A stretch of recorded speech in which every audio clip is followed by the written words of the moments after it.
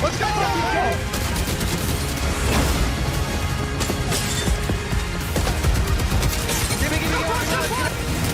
my god, he's shredding them! Look at all the new additions to my list.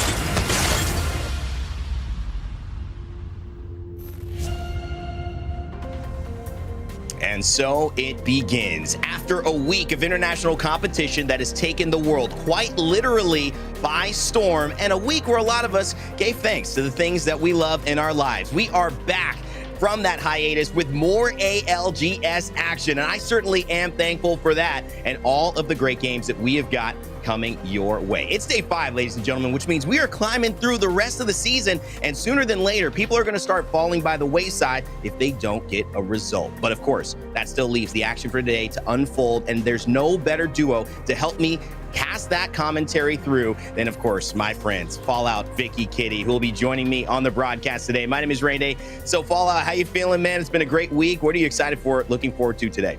Yeah, I'm feeling great, man. ALGS is back. It's been a long week, but good to be back casting some Apex action. Obviously, a couple big things to keep an eye out for today. You have the Battle of the Titans again, and KCP and Gaiman performing. But you have a lot of teams at the very bottom of the standings that need to perform. This is a must-perform week, much like it was last week for Gaiman. So a lot of great storylines here. I'm excited. Vicky, how you feeling? I'm feeling great. I mean, I'm so glad to be back with you guys, you lovely people. And of course, we've seen Group A versus C before in the past. Can Ascend stay on top after their dominating performance the last time we saw these two teams, or rather these two groups, face off against each other? Well, you mentioned it perfectly, Vicky and John. I'm going to get your thoughts in a second, but let's talk about who we're seeing play today, because Ascend, it has to be on the tip of your tongues. They have the highest finish we have seen in all of Pro League, 90 points. Their next competitor was 33 points away, and then 2 through 7th, only 17 points separated them. Ascend clearly making a statement, John, but who stands out to you in this list? Yeah, for me, it's KCP. All eyes on them. Why? Well, they dominated to start the Pro League, and last Pro League day for them, they didn't look as great. So can they show that they are still a top team? And in my eyes, I think they're going to have a big day. But on top of that, it's a couple teams. FUT Esports, I think, is going to have a really big day. They're actually going to be landing together all in Istanbul, Turkey, playing in person. They've been going over a lot of strats together, reviewing a lot of VOD, so my eyes are on them. But then the big two teams in particular, well, Phoenix Legacy and Heroes, they're at the very bottom of the standings, so it is a must-perform week for them. I'm going to have them circled. If they don't do it, they will certainly be relegated, so all eyes on them as well. Vicky, how about you?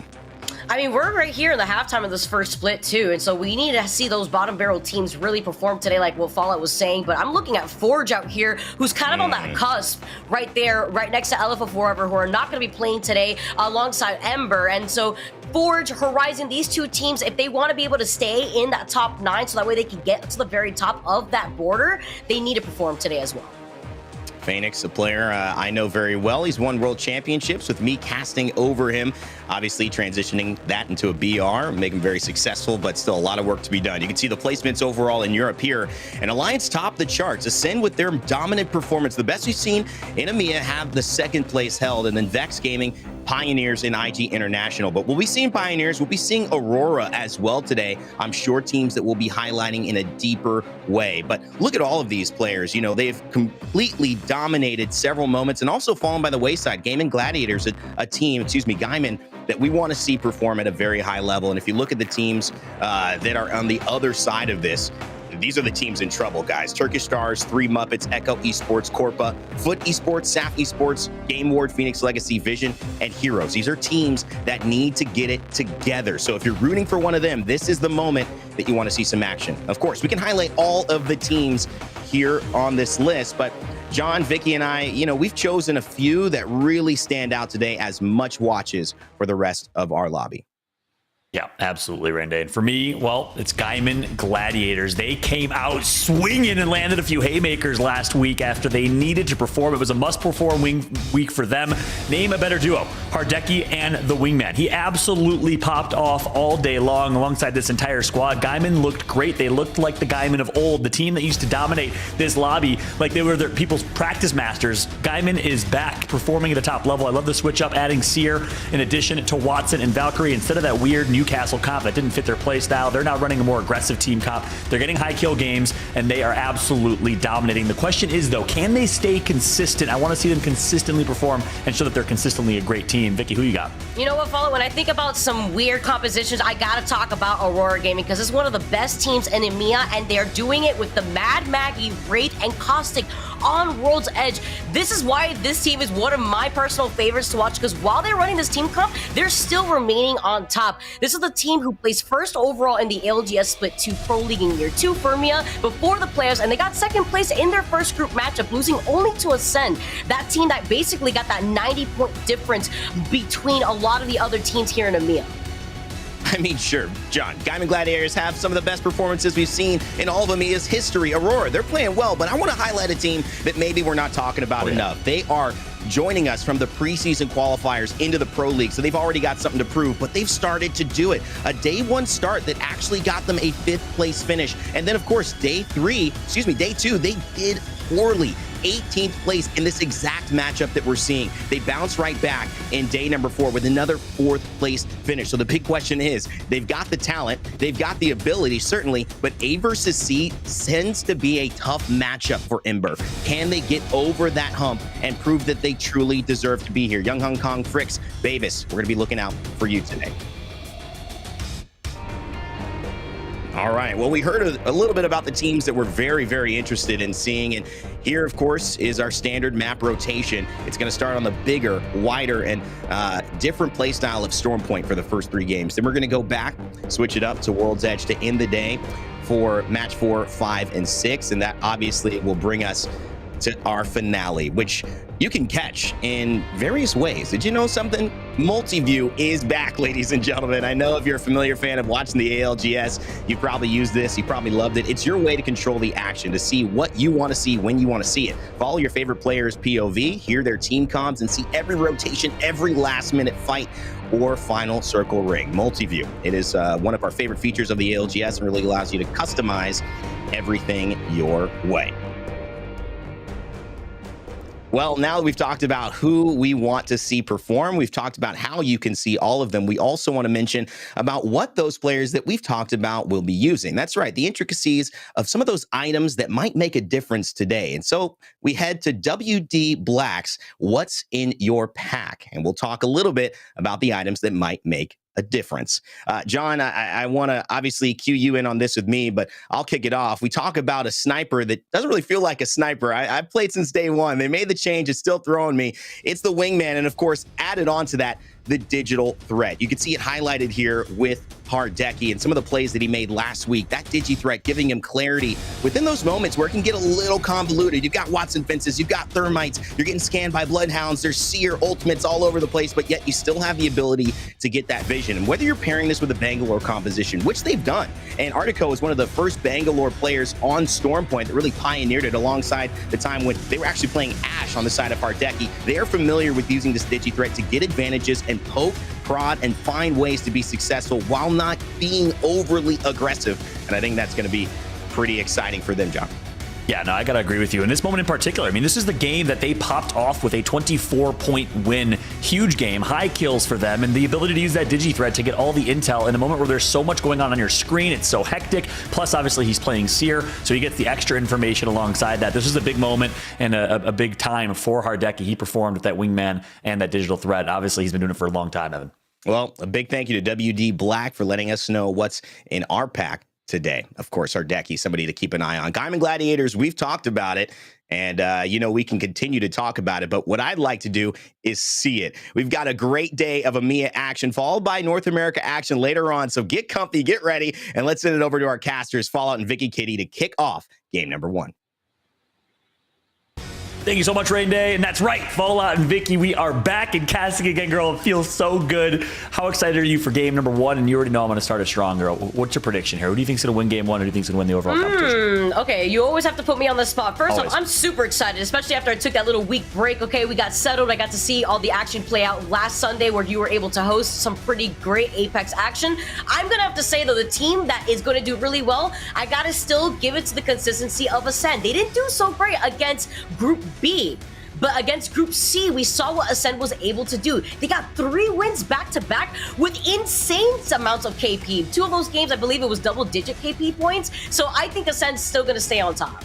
Yeah, that's a great point. I mean, we're at that point in the season now where we're seeing repeat matchups. We saw Group A versus C to kick off the Pro League, I think, in week 1. We're going to see it again today, and that means, well, different drop spots, different, matchups that are a little bit different for teams like Ascend. They obviously performed really, really well. I got to agree with that. But for me, I got KCP, and I'm going to give you a top 3 here. I got KCP winning it. I think they'll take first. I got Aurora in second. I think they'll perform. I think Guyman's going to stay consistent again in a 3rd place finish. Behind them, though, from extended even further, I got Foot Esports in 4th and Ascend in 5th. That's my top 5 overall. Chat, let us know your thoughts. We want to hear your predictions. Who do you think is going to take it? Let us know on Twitter as well using the hashtag ALGS. Feel free to tweet at us. We'll read some of your tweets on stream. I'm at Fallout with 2 T's, at Vicky Kitty. Let us know your thoughts. Let us know your predictions as we get ready for game number 1. And with that said, Vicky, game 1 is here.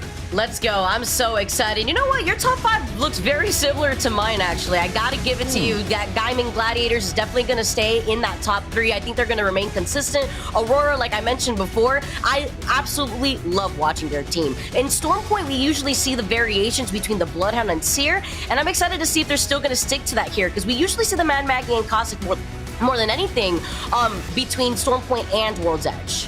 Yeah, and that's a good point. Maybe for those that are just starting to watch ALGS or maybe watched last season, aren't familiar with Aurora, well, their former team Empire, they unfortunately were not able to make it to ALGS champs due to visa issues, but they were the best team in EMEA following the Split 2 playoffs in Sweden. They are so much fun to watch. They are not afraid to play completely off meta team compositions. We see them run Mad Maggie. We see them run Caustic in a time where Caustic isn't as widely used. We see them run Bangalore, Wraith even, the only team to run Wraith. I'm really, really excited to see what Aurora can do. They are actually the most consistent team right now in ALGS in EMEA. They are the only team that's in Group C that's played 1 less match overall, but are still in 6th place overall. Wow. Every other team in the top 10, Vicky, is Group A or Group B.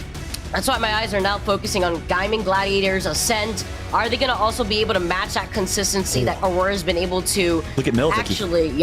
Wow, Mill already getting contested here too. You can see that with Fire Beavers also landing in Cenote Caves. Esports are going to be able to be in the south side, so they can go in for a 3rd party potentially if that Mill contention lasts too long. Yeah, and the Mill 50-50 for the first time, we're going to see Guyman actually contend in Mill with VZN, a team that used to have G Dolphin on it, but obviously a team we know can perform incredibly well. They're very good shooters, very good kind of like arena fighters. They're good close range. So this could be really scary. I actually might, if I would have known this intel coming in, I would have maybe changed my prediction, because teams that drop 50-50 and get contended, well, there's a 50-50 chance that they're not going to make it into these first 3 games to the late game. So this could be a little bit scary for game, and I'm excited to see how they decide to play it. And with these 50-50s, you want to make sure that these fights end as quickly as possible. The longer you're here, you have to worry about the team that's going to be exiting out of downed Beast, is VZN. VJ is going to be able to back up. He's going to be able to re-heal. Wingman in his hand, though, and that's going to be extremely important because that's such a strong weapon to have in the early game. Yeah, that's right. Some early poke from VZN is going to get Hardeki down to 75 effective HP, going to pop a Phoenix kit and get back to full, and his teammates need to keep an eye out for him. But the shield advantage currently in the hands of Gaiman. And for those that maybe aren't aware, if you drop in the middle pills in the mill, you're guaranteed at least 2 colorful shields, whether it's a blue and a purple or 2 blues. That's I think what happened with Gaiman, and that's why they're able to secure themselves some great shield here. So advantage right now for GG. We'll see if they take that advantage, even though it doesn't seem like it with the team above them. Good acknowledgement from Gaiman to have that health advantage, and with their composition, they're working into what their game plan is perfectly, even if they're going to play for the long run. But we're already seeing some early fighting happening all around this map. Certified Esports already down one of their teammates, low on health in general. They're trying to actually fully extend. It looks like a trade here with another player knocked on the other side of the team. Yeah, start a fight. Not afraid to start a fight on Twitter with the clips that they've been posting over Vexed. It's a 1v1 here, though. Bitfix is going to lose it, and Bambino is going to absolutely fly. Takes the 1v1 with confidence and ends up on top. And I call this the third-party building because there's so many teams that like the third party. We'll see if they get 3P. But VZN right now has the advantage. Leo Gree getting knocked. Hardeki goes down. Artico, last alive, has to go huge in 1v2. Go hard or go home. That's how we start game number 1 here in the EMEA region. VZN now backing up Zane, having to free heal. Guyman Gladiators only down to Article, though, but he's got the health advantage. He cannot let them heal up. And here comes the first fight. He's going to get actually flanked both angles. And just like that, game number 1, VZN over Gaming Gladiators. What a start for the boys. Nags joins this team alongside VJ, the controller player from Iraq. And just like that, they dominate game number 1. Listen, Fallout, if I didn't have my morning coffee, that's going to have to be the shot of espresso that I need right now. VZN coming out on top on the milk here and ending in that fight. I don't believe any other team is already rotating in their direction despite all the noise, despite some of the time that's taken for that. So Bitfix out of this lobby first. Gaming Gladiators going to join them shortly right afterwards. 18 squads left in this lobby. Yeah, massive. 3 KP for both of them. Switching over to Ember, the team that Evan highlighted as his team to watch. And I love that pick. Ember, a squad that is our only rookie team within the top 12 right now, contending for a spot at the Split 1 playoffs. You love to see it. The team that is all Danish. 3 members from Denmark. Young Hong Kong and the boys have performed so well against these pro players as a rookie squad. Their first time being in the ALGS. Really excited to see what they can do playing against teams like Forge, formerly known as Forge Gang, who's been competing for a long time. Jay Savage joins this team for the first time, and I think it's a big upgrade for them, but they find themselves in a cross-map skirmish here. Looks like neither team will take it. They're both going to be content holding their respective stairs. Yeah, playing off the south side of Stormcatcher, and with their team composition, it's also nice to note here that the Catalyst is being utilized like we saw last week. Catalyst being very interesting tools and rather new here in the ALGS. So seeing some of these teams still utilize it, like Forge, who are on the cusp in being that top 9, could either be risky, but if they want to slow down their own gameplay so that way they want to focus down on more of their placement points, this is a very smart decision from them. That's right. So, as we've shown, and kudos to our observers here catching the action, but 2 teams already eliminated in an early game. One is Gaming Gladiators. The other is Bitfix Gaming, another rookie team that's kind of on the bubble right now. And, you know, as things slow down here a little bit. Right now, looking to see what they could do here. Just setting up the perimeter right now here, too, with the Watson. We were talking about it before. With Aurora, they like to run the Cossack usually, and in a lobby full of Watsons, this is the reason why here. Watson obviously being used a lot. You see a lot of cryptos also in the lobby. The EMP not only negating the Watson fences, but also being able to negate that Cossack barrel. So important with the way that Forge Gaming is going to be able to play way more passive.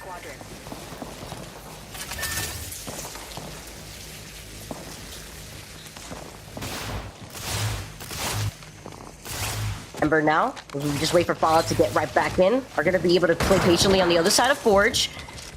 And this is the risk, though, when you do play passively, you're denying yourself the opportunity to not only get the loot, but this trade that you're going to see between Forge and the other team across from them are going to be able to boost up their Evo shields with what they have to work with, but they won't have the health advantage that other teams that are playing a lot more aggressive will be able to have.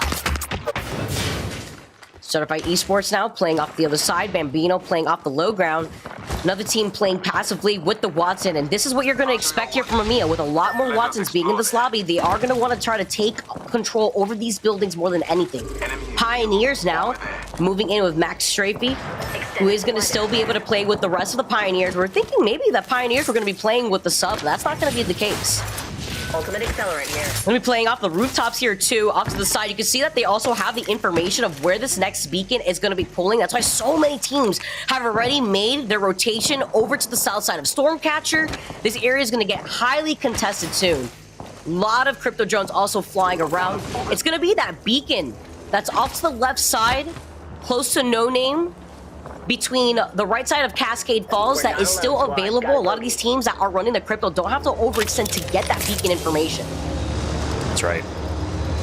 So we're taking a look at this new and improved, perhaps improved, it's a big question mark, Scars roster with Jurovic and Iarka on this team. Jurovic is honestly a great story. I mean, he's someone that competed in Apex and ALGS years ago, stopped competing and was really a leader and big figure in the German community, was hosting all the German ALGS streams, got picked up as a substitute for the former Kick Esports squad at ALGS Champs, performed well, and since then, well, he's back and competing and on one of the biggest teams in EMEA, playing alongside Tai Sheen, CEO of Germany, as well as Iarka coming from Western Europe, on board now with Phoenix Legacy, a must-perform team that we highlighted in the pre-show. But yeah, very, very impressive stuff from Jurovic and his overall story.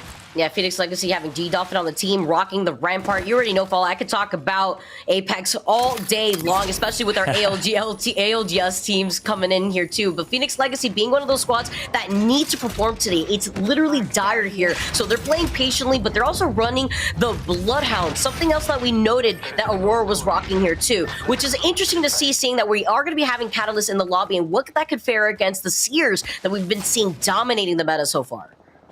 Yeah, and you take a look at the map here.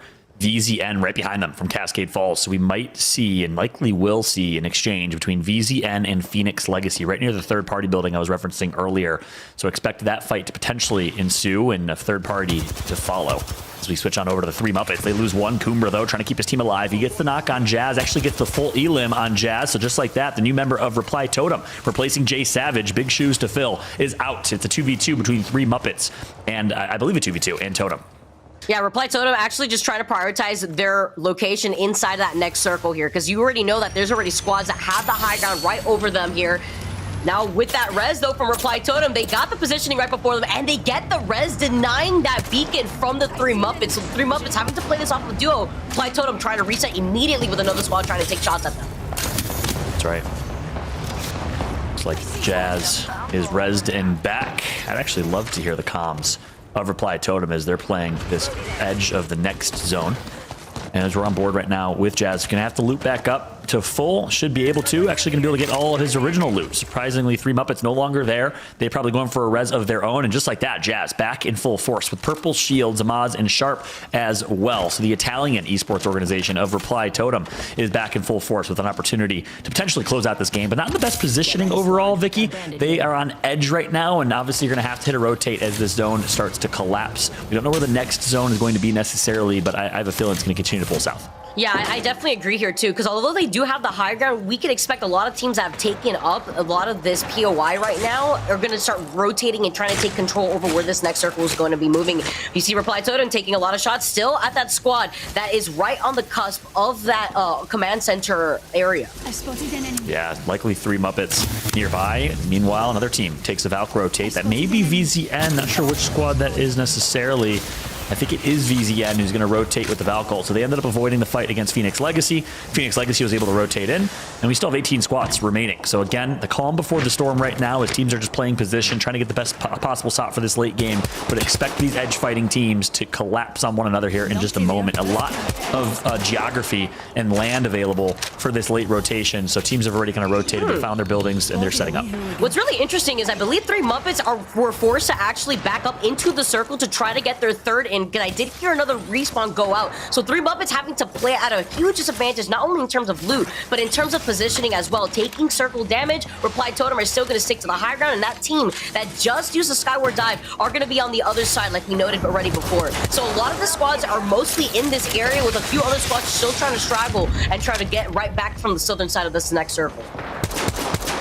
That's right. Reply Totem will be just posting up right now. We'll see where the zone ends up pulling to and if they have to rotate. Meanwhile, the Turkish Stars were eliminated in your feed. Aurora got themselves a kill point as well as Fire Beavers on that fight. So the two CIS teams join in taking out the all-Turkish squad. Meanwhile, Reply Totem's keeping a close eye on VZN here. Let's actually go ahead and jump into a listen in here with Reply Totem as they try to focus and decide where they're going to rotate, how they're going to play this. Here, in the open, horizon, knock. Nice. Careful, KCP. Yeah, I'm still looking. Okay. They're here. Look at my red ping. There are three men here, and there is my knock as well. They're trying to rest. Cracked horizon. Valk is low. Valk is 1 HP. Can you take space? Just go here. You... Three men here. There are 3 men here. In the dog shit. He's pushing. Yeah. Look at Sierra. Sierra is running to you. Watching this.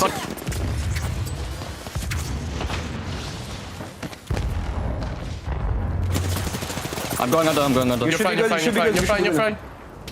Careful about KCP. I'm looking at you. Amaz, go back and look at KCP, please. We're not looking at them. Can you survive? I'm being sad, yeah, this one. You good? Okay. We need to wipe this thing somehow. Yeah, we need to kill KCP I as have well. no max scout though, it's so bad. They're kind of sending. KCP is getting Seer pushed by here. guys, listen to me. KCP is getting pushed by game wall. I knocked the Seer again on this team. Yeah. I see somebody. The team on the left is What team getting did you knock? fucked. You knocked left side? Left side, I knocked the left side again. KCP is fighting. KCP is fighting. Okay, yeah, KCP is I'm not fighting. here, that's fine. Cracked Horizon on this team. Valk is crossing on this team. It's a Hound team, it's Game Yeah, Warden. it's game mode. Yeah. It's red armor on the Hounds. I knocked Horizon on this team. Can Yeah. this team on the left do This team on the left something? just Do I see an enemy. Stealing. Valk is cracked. I know, I mean, but we I need want to hold to close see to what's each here. One HP back. I have 2 knocks on this.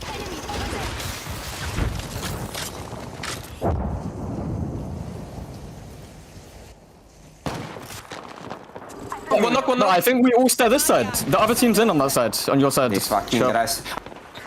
There's a window. Enemy in sight. They wiped over here, by the way. Game Warden's dead. They might try and Valko. Red armor on the Watson.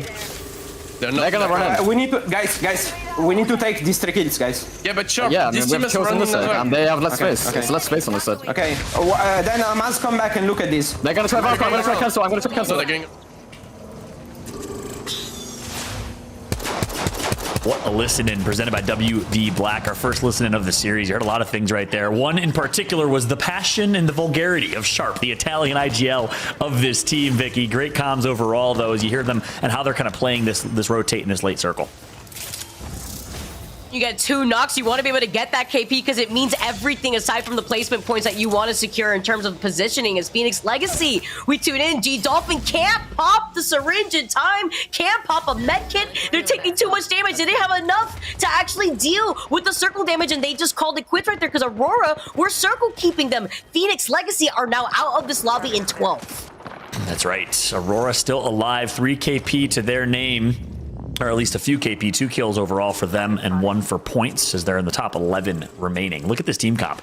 Catalyst on display for Aurora. Welcome to competitive Apex here in EMEA. We saw a couple North American teams do it last week. Not many teams in EMEA, but the change up for Aurora comes through. Maliwan on Catalyst, Mad Maggie, and Wraith. Talk about a completely off-meta team comp, and this is why you love to watch Aurora.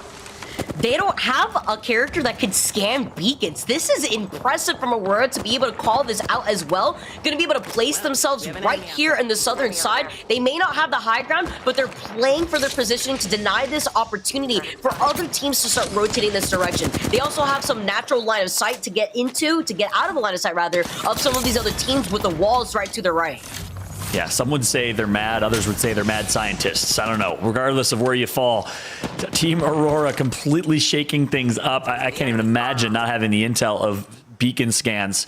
But Aurora just likes to play edge. They're one of the few remaining hard edge fighting teams. Not many exist anymore, given so many teams get that beacon info and like to rotate early. But Aurora, no, they're okay. Just not having that intel. They don't need to know where to rotate because they're just going to push you and fight you on edge. Meanwhile, KCP, a team that has basically defined back in the day, Nasky, Strafey, and Dell, early rotate team, the exact opposite of focusing on placement, focusing on early rotate. They find themselves quite literally hiding behind a rock right now and hard plays with the rotation in front of them. It's tough because they have a team right to their back that's also pinging them. You can see the Watson immediately deleted. Yeah, you're setting up some perimeter here with the Watson fences. You have the Rocks to also at least try to protect the base of these fences, but you're in a tough spot. You have a squad that has the high ground on you, and you have another squad that could easily sandwich you to your south. I do believe that maybe Heroes and Ascent that they're sandwiched in between. Yeah, they looks like this spot of pedaling. They're camping right now in the woods and huddling together for warmth. Against the rock right now is Kansas City Pioneers. We'll see if they can survive with 2 teams. One of them is Heroes, a team that we called out in the pre-show as a team that has to perform today. I mean, this is a squad we're used to seeing perform. ASCII, Uchako, who have both been in the LGS for years. They're playing with a rookie in Wraith, the rookie from France, and they're currently in last place in EMEA. Need a big performance as Forge, Nightmare, VZN all going to be eliminated at the top right of your screen. Ember as well. Ember out. 7 squads left as Heroes is going to be able to rotate. 3 other squads that they have to worry about. Aurora's already taking control over that side, and they wipe out Reply Totem. Reply Totem are now out for the count. The Newcastle from Heroes, as they set up shop. You talk about hanging out and huddling together. We'll gather around the campfire because the rest of the Heroes are going to have to share this real estate with Aurora, and Aurora don't want to give up their own space over to the side, so they're not going to overcommit just yet unless they have an opportunity. If they do this, though, they're going to miss out on being able to pressure out the likes of KCP, Ascend. You can see Nags offered to the side by VZN as they're trying to make their way back.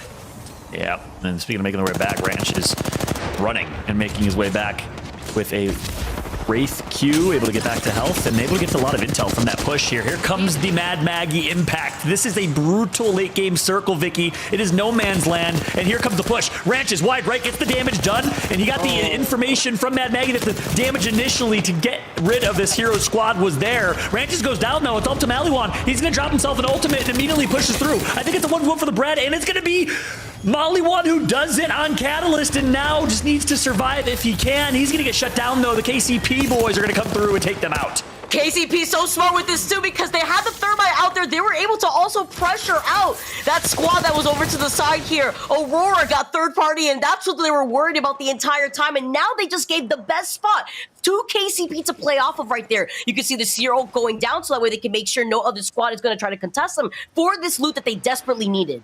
That's right. 4 squads remain. It's VZN, Foot, Ascend, and the Kansas City Pioneers. I don't believe Maliwan was able to survive on Aurora, so I don't think he's ratting. We'll get that intel here in a second. As a Valcolt's going to take to the skies here for Foot. Well, where do you go? There's not many places to drop. There's not much cover here. Again, this is a brutal late game circle. It all comes down to this. 5 squads remain. Maliwan's still alive as Catalyst. Yep, Aurora's still alive. BZN, no one's gonna find him, and Aurora gets taken out. Ascend now moving in. You see Foot also making the rotation in. Pioneers are not gonna face off against BZN while Foot and Ascend are fighting up in the high ground. Oh, Dell down to 20 HP. He's going to be knocked all up to Nasky and Strafey. They're going to get one knock. Here comes the 1v1 for the bread here for placement and the KP. Strafey is lights out. They get 5 more points from that alone. But it all comes down to this. Ascend in a 3v3 fight here against a squad that's going to be damaged but has a ton to work with. Taylor and the boys need to somehow clutch this up. But esports now having to play off of the low ground right here on center, making their way closer together. They're playing off of the middle of the Yeet Cannon, but Ascend get the first knock here. They have the advantage. Foot gets taken out, and Ascend are your first winners. It looks like they're going to continue their domination and ready to start things off strong here, John. Picking up right where they left off with their week 1 performance against this Group A versus Group C matchup. Ascend won 3 straight games. This is their first of perhaps many, Vicky. What a showing for the Ascend squad, off to a great start right here, right now. That was insane. I can't believe Ascend are able to do it again. Let's not forget, we talked about it in the pre-show. This is a team that was able to win 3 games back-to-back. 2 of those games with double-digit KP in a similar lobby to this after day number 2. An amazing performance and with a huge gap between themselves and the rest of the lobby. Yeah, that's right. The Watson Newcastle team comp, they've been the best team to do it in EMEA, following in the footsteps of 100 Thieves, who really pioneered that team composition at ALGS Champs, and now Ascend is doing it just as well. Really, really solid showing from them. And the way that they did it, Vicky, they were totally content letting every team duke it out until they made it to the last 2. They're obviously doing damage. They had high ground there on top of the hill, and then they realized, okay, this is our chance to push up. They knew that Foot was going to be damaged, but kudos to Foot as well. Another really good Valk rotation for them, got them a 2nd place finish. That's going to be 9 placement points, plus however many kills they got. Yeah, can we also talk about KCP right there too? They were in a really difficult situation, sandwiched between 2 squads. I believe it was Ascend and Heroes before Heroes had the positioning advantage in that next circle. KCP took full advantage, though, the moment that Aurora went in to try to contest Heroes on the other side of the lot that they were sharing. Yeah, that's right.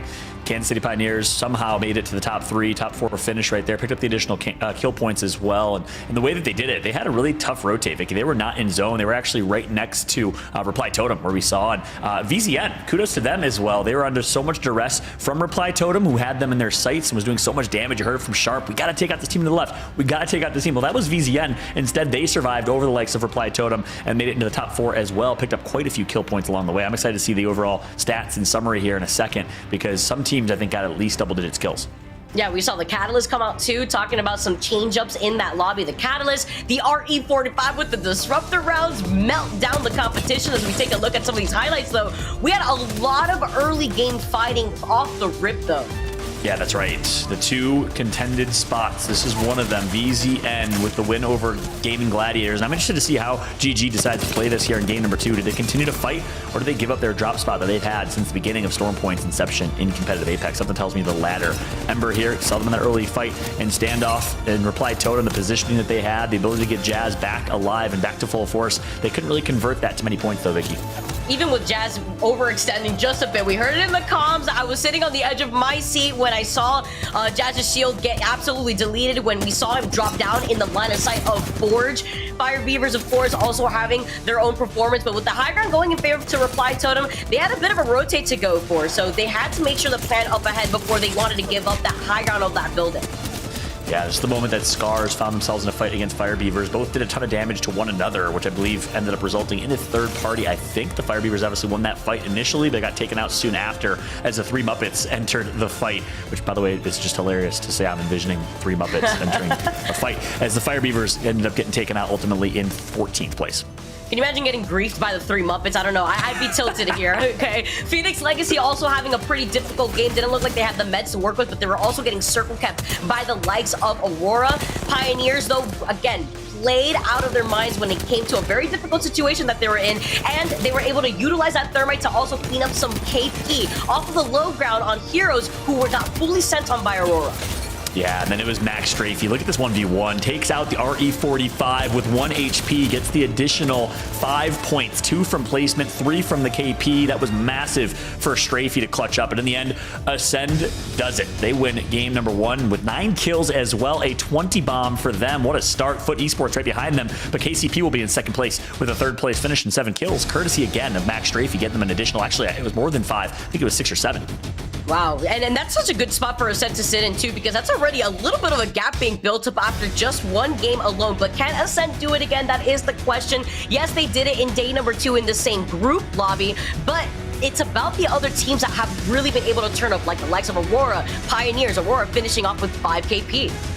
That's right. Going over to page 2, again, we saw the early game fights and exits for Bitfix Gaming and the Gaming Gladiators. We'll need a better showing from them in game 2, and we'll see if they will contend once again. Turkish Stars have not had the best pro league so far. They're representing Middle East and Africa, the MEA part of EMEA. We'll see if they can show up, as the Turkish Stars have not been looking great so far, but have a big day ahead of them. Nightmare Esports, Game Ward, a couple other teams right behind them. But after game 1, Vicky, outside of GG's early exit, kind of what you'd expect here in terms of our top 10.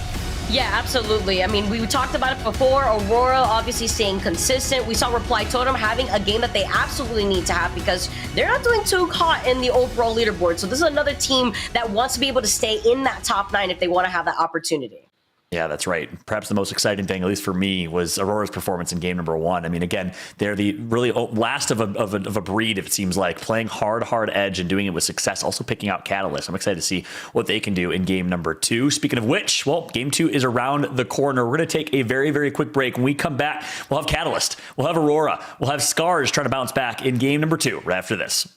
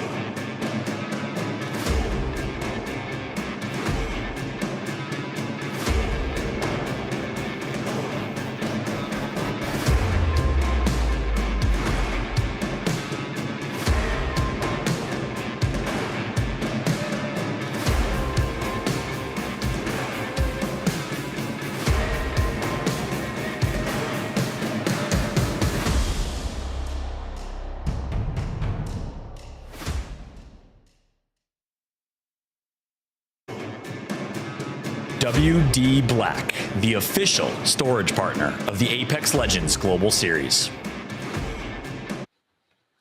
Welcome back, everybody, to ALGS Pro League EMEA, day number 6, a big day for these teams that are at the very, very bottom of the standings. Teams like Phoenix, Legacy, and Heroes that need to perform. Otherwise, they will face relegation against the top Challenger Circuit teams. On the flip side, well, Ascend looking pretty right now in the overall scheme of things with a Game 1 win. Can they do it again in Game 2, though, Vicky, is the question. We're going to have to see, because I don't know what it is about Ascend and this lobby, A versus C, but they are always feeling themselves. We saw it in day 2. Now we're seeing it here after game number 1, ending things off with 9 kills. Prioritizing the high ground positioning and also the timing of their fights is what allowed them to completely take that win, because we saw that Foot had the positional advantage originally off the low ground, but the fight advantage did go in favor for Ascend. Yeah, and they drop Jurassic Park, very center of the map. They take all the bunker loot as well. And again, a center drop, the very heart and soul and center of Stormpoint. And they find success. Coincidence? I think not. Very similar to how we see Team Liquid dominating Stormpoint in North America. They drop Cascade Falls, very central. And the fact that they play that very, very bunker-focused team composition of Newcastle and Watson gives them the chance to early rotate, get the best position, get Godspot, and win, much like we saw last game. That's the recipe for success for Ascend as they dominated game number 1. And like you said, I think the best thing about the Pro League in format, Vicky, is this groups format. Same thing with our playoff LAN events, where you have these groups and you have certain matchups that teams favor. And for Ascend, it's Group A versus C. Something about this lobby and the way things play out works really, really well for them. We didn't see them do so well in Group A versus B, though. Yeah, they feel very confident here. And what's also something that I really want to pinpoint that I absolutely love is the diversity of team comps that we see. Obviously, for Ascend, it's that Newcastle and Watson, the double taser comp that we were talking about earlier on in the Pro League that has worked out for Ascend more than anything. It works into the way that they play into these circles. It works into the positioning that they want to control. And it also works in the team fights whenever it comes to that Newcastle wall and that Watson fences that allows them to really take control over that land that they're trying to fight for. Yeah, that's a good point. Ascend currently find themselves 4th place overall in the standings behind Vexed, the Kansas City Pioneers, and Alliance. Alliance of which, alongside Vexed in Group B, not competing today. So they will likely lose that 1st and 3rd place spot to one of these teams, as they'll be behind in days overall. But keep in mind, it's all going to be fair in the end. After all 8 days of competition in the Pro League, we'll go to the last day 9, which will be our regional final. So for those that are wondering, how does the format work? What's at stake here? Well, that's exactly it. You want to place top 20. The top 20 teams of the 30 teams in Pro League will make it to the regional finals, where they will play one final day of Pro League, essentially, to earn 25 points for first, 22 or 21 for second, and so on and so forth. The winning team of the regional final automatically qualifies for Split 1 playoffs, the LAN tournament that's going to be in a few months here. So I love that format, because the team that's in like 18th or 19th place overall, Vicky, that maybe wouldn't have qualified by points if with a 4th or 5th place finish, can win the competition and still qualify, which is awesome. The top 9 teams after that will make it through to the playoffs for a total of 10 teams from EMEA, North America, and APAC North. Yeah, that regional final is going to go absolutely crazy. Definitely agree right there, too, because it's always exciting to see if an underdog could immediately just swoop in and take that from one of our more consistently performing squads. But, you know, you could be consistent, but you got to be consistently in that top 9 if you really want to feel secure there, as we get to see KCP making their rotate over to the north side of the map. Nice to see how they're doing right now here, too, because they were in a really good position in that last game. I do believe they got 3rd place with some KP that they were able to clean up with some nicely timed third parties. Yeah, that's right. Teams are going to rotate fast here, and this is a good decision. And you know, it's interesting. Obviously, we talked about it for a while. Teams that play early rotate versus hard edge, like Aurora. KCP likes to rotate early. I think a big part of it actually should depend on where the zone's going to finish. You know, on World's Edge, if it's a skyhook finish, you need to rotate early because you need positioning. You need to grab one of those buildings. In Stormpoint, same thing. I think these northeast finishes, the ability to get all the way to Lightning Rod first and get one of these, the definition of Godspot. You're on high ground. You can look over everybody else is so important. So I love this early rotation here for KCP. They're going to actually drop on a team here, and they want to fight. Oh, they're not wasting any time. They immediately get the first knock onto Row. Surprise! I hope you're ready for us. And there's another squad over on the other side that is just looking at the chaos ensuring by KCP. But this is their playstyle. They're an extremely aggressive team, and it was Bitfix that wanted to stay put here. Well, Pioneers, they had different plans for them, Fallout. Yeah, and Forge actually joined the fight from high ground there. They were able to get 1 or 2 KP as well, but guess what? Not looking good overall. Phoenix last alive for this team. Catalyst going to give him the ability to reinforce those walls. We'll see what Phoenix can do on Catalyst. Last alive, pops an ult accelerate to get some additional cover and use that potentially to res her teammates. We'll see if Catalyst can do exactly that. On board now with Dell. I'm going to take out Jay Savage. Just like that, KCP says, give me that God spot. It's ours. So smart of KCP to be able to actually just 3-2-1 that there too. Taking control of this place. And just like you were saying before, it's important to get the quick rotate when the circle is pulling north, because the Skyward Dive, if you are a north squad, covers more land if you're going north to south. But if these circles are pulling north and you're trying to rely on that Skyward Dive for these rotations, you're not going to be able to cross as much land if you're coming from the south side, because you have to go from low to high ground. Yeah, that's a good point. Meanwhile, in the kill feed, you see Uchako take out Yarka, his former duo, longtime Portuguese and Spanish teammates. Ready, squad. And just like that, Scar's down to 1 player left. A lot of early game fighting here. Back in the day, EMEA was known for not a whole lot of early game fighting. That has certainly changed. It's almost like North America and EMEA has flipped the script here, with EMEA playing so aggressive in these lobbies. Here comes a Catalyst ultimate. I believe that's the last member alive. It's Phoenix. And goodbye for Phoenix. KCP just ate up the entire northeast of the lobby. Both teams eliminated, Forge and Bitfix. And guess who is going to be there when the dust settles? Well, it's the Kansas City Pioneers with great positioning, a Watson, and complete opportunity to win this game. Listen, leave some for the rest of us out here, KCP. They're looking to clean things up like it's a buffet. And right now, with 17 squads left, we saw in the kill feed that Scars actually was eliminated. So Scars still not having a very good game here, dropping early, I believe, in 18th place overall. So now as KCP just continuously loot up, the likes of teams like Scars really need to start turning things around, since there's only 1 more game left on Stormpoint. Vicky, I wish you could punch death boxes. Like, you know, this scenario to like where move there's like, them, right? You know what I'm saying? There's like 6 death boxes blocking the entrance here, so they get jumped on. It's not going to be a quick rotation inside. You know, I wish you could give them a little punch through the death boxes. Next thing you know, people are going to be playing Tetris in Apex, but still, you know, I think it's an interesting feature. Sometimes people are just too heavy so that you can't even move their box. Yeah, exactly. Yeah, Gibraltar box, you're not moving anywhere. That thing's not moving. True. Nightmare Esports here in 14th place overall in this lobby. Running Crypto. Crypto's, I wouldn't say flavor of the month just yet, but so many teams have been running Crypto to success. RKN and the Guard over in North America, but really it was all the EMEA teams that popularized Crypto early on. Game of Drones been playing Crypto since the beginning, their inception as a squad, so you like to see Crypto staying healthy in the overall meta, and a lot of teams starting to run Crypto now. I would love to see, oh, here we go. I was going to say, I would love to see the mini-map overall, because we know that this circle is going to be pulling north, and this could actually be on the outskirts of Thunderwatch. We're going to have to see where that next circle is going to be going, because some of these squads don't have that information of where the beacon's going to be providing. Ascend and Reply Totem will have that information, since there is that beacon in Thunderwatch. But you can see with so many other squads rocking the Crypto that they're not going to be able to have that beacon control, as KCP are splitting their attention not only to the south, but still to the squad that is holding the north side of Lightning Rod. That is going to be Nightmare. I believe there's 2 other squads in the area. V2 may also have already made their way over to Lightning Rod. There's also a beacon off to the side of Lightning Rod, but that's not going to be able to get scanned by KCP because they're not running the Crypto and they're already on the other side. Yep. And shout out to Alex, our game director. Big shout out to our entire observing team. You know, Parks and the rest of them always holding it down for us. Big thank you to them. But they're going to give us that minimap exactly when we needed it and show us that important information, right? Thunderwatch, you have Ascend and Reply Totem stacked like pancakes. Don't expect them to fight, though. In Thunderwatch, typically you'll see 2-3 teams coexist. Not a lot of opportunity to fight. And if you do, you're likely going to get third-partied here. So Ascend and Reply Totem will probably be chilling, coexisting, as we take a look at Nightmare Esports finding themselves in a bit of a skirmish here. Microdrones detected, so a scan of Limic on Crypto, but he's able to get some information if he pops back into his drone as well. So we switch on over and showcase exactly what we were talking about. Reply Totem on top and Ascend on bottom.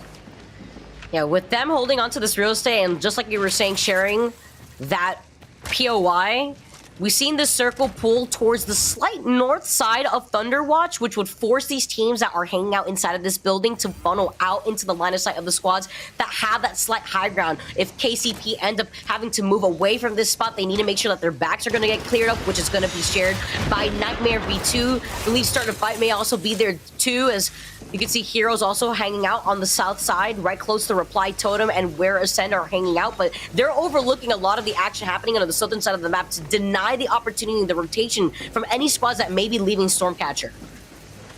That's a good point. So the zone soon to close. Expect some of these edge teams to potentially fight. We know teams like Gaming Gladiators, Fire Beavers, Aurora like to play edge. we'll keep a close eye on them as Reply Totem's currently posted up above Thunderwatch. And as things are slowing down here a little bit, we'll take a moment to give you all some info, as I know you all want it. We got one team running Mad Maggie and Rampart, 2 teams running Catalyst. So 2 Catalysts, 2 Bloodhounds on the map, 3 Bangalores on the map, 3 Newcastles, 5 Cryptos, 5 Horizons, 7 teams running Seer, 14 teams running Watson. So Watson's obviously skyrocketed in popularity, and of course Valkyrie still on top with an 85% pick rate. Typically we see that Valk pick rate 95 to 100%. So again, really healthy overall kind of legend comp meta and diversity here in EMEA, Vicky. You'll love to see it. It's so great to have that get out of jail card. I know it's risky in the late game because you're taking that 50-50 in case you land on top of a team that's already taken up the building in these late circles, but it's so great to have a quick rotational tool that the Valkyrie Skyward Dive provides. And I like how you highlighted the Watson stat here too, because that really further accentuates how interesting it is to see the teams like Aurora rock the Caustic in a map like World's Edge. Why the Caustic is so unique, because we don't really get to see that Caustic pick very often, since we've been mostly seeing the Watson. Yeah, that's a good point. I mean, right now, Vicky, everyone's been talking about Seer. Should we GA Seer? Seer's still bad for the game, but only 35% of teams are running Seer in EMEA right now. So again, I think things are in a great spot. You know, for a while there, obviously, it was a little scary with most teams running Seer and Valk.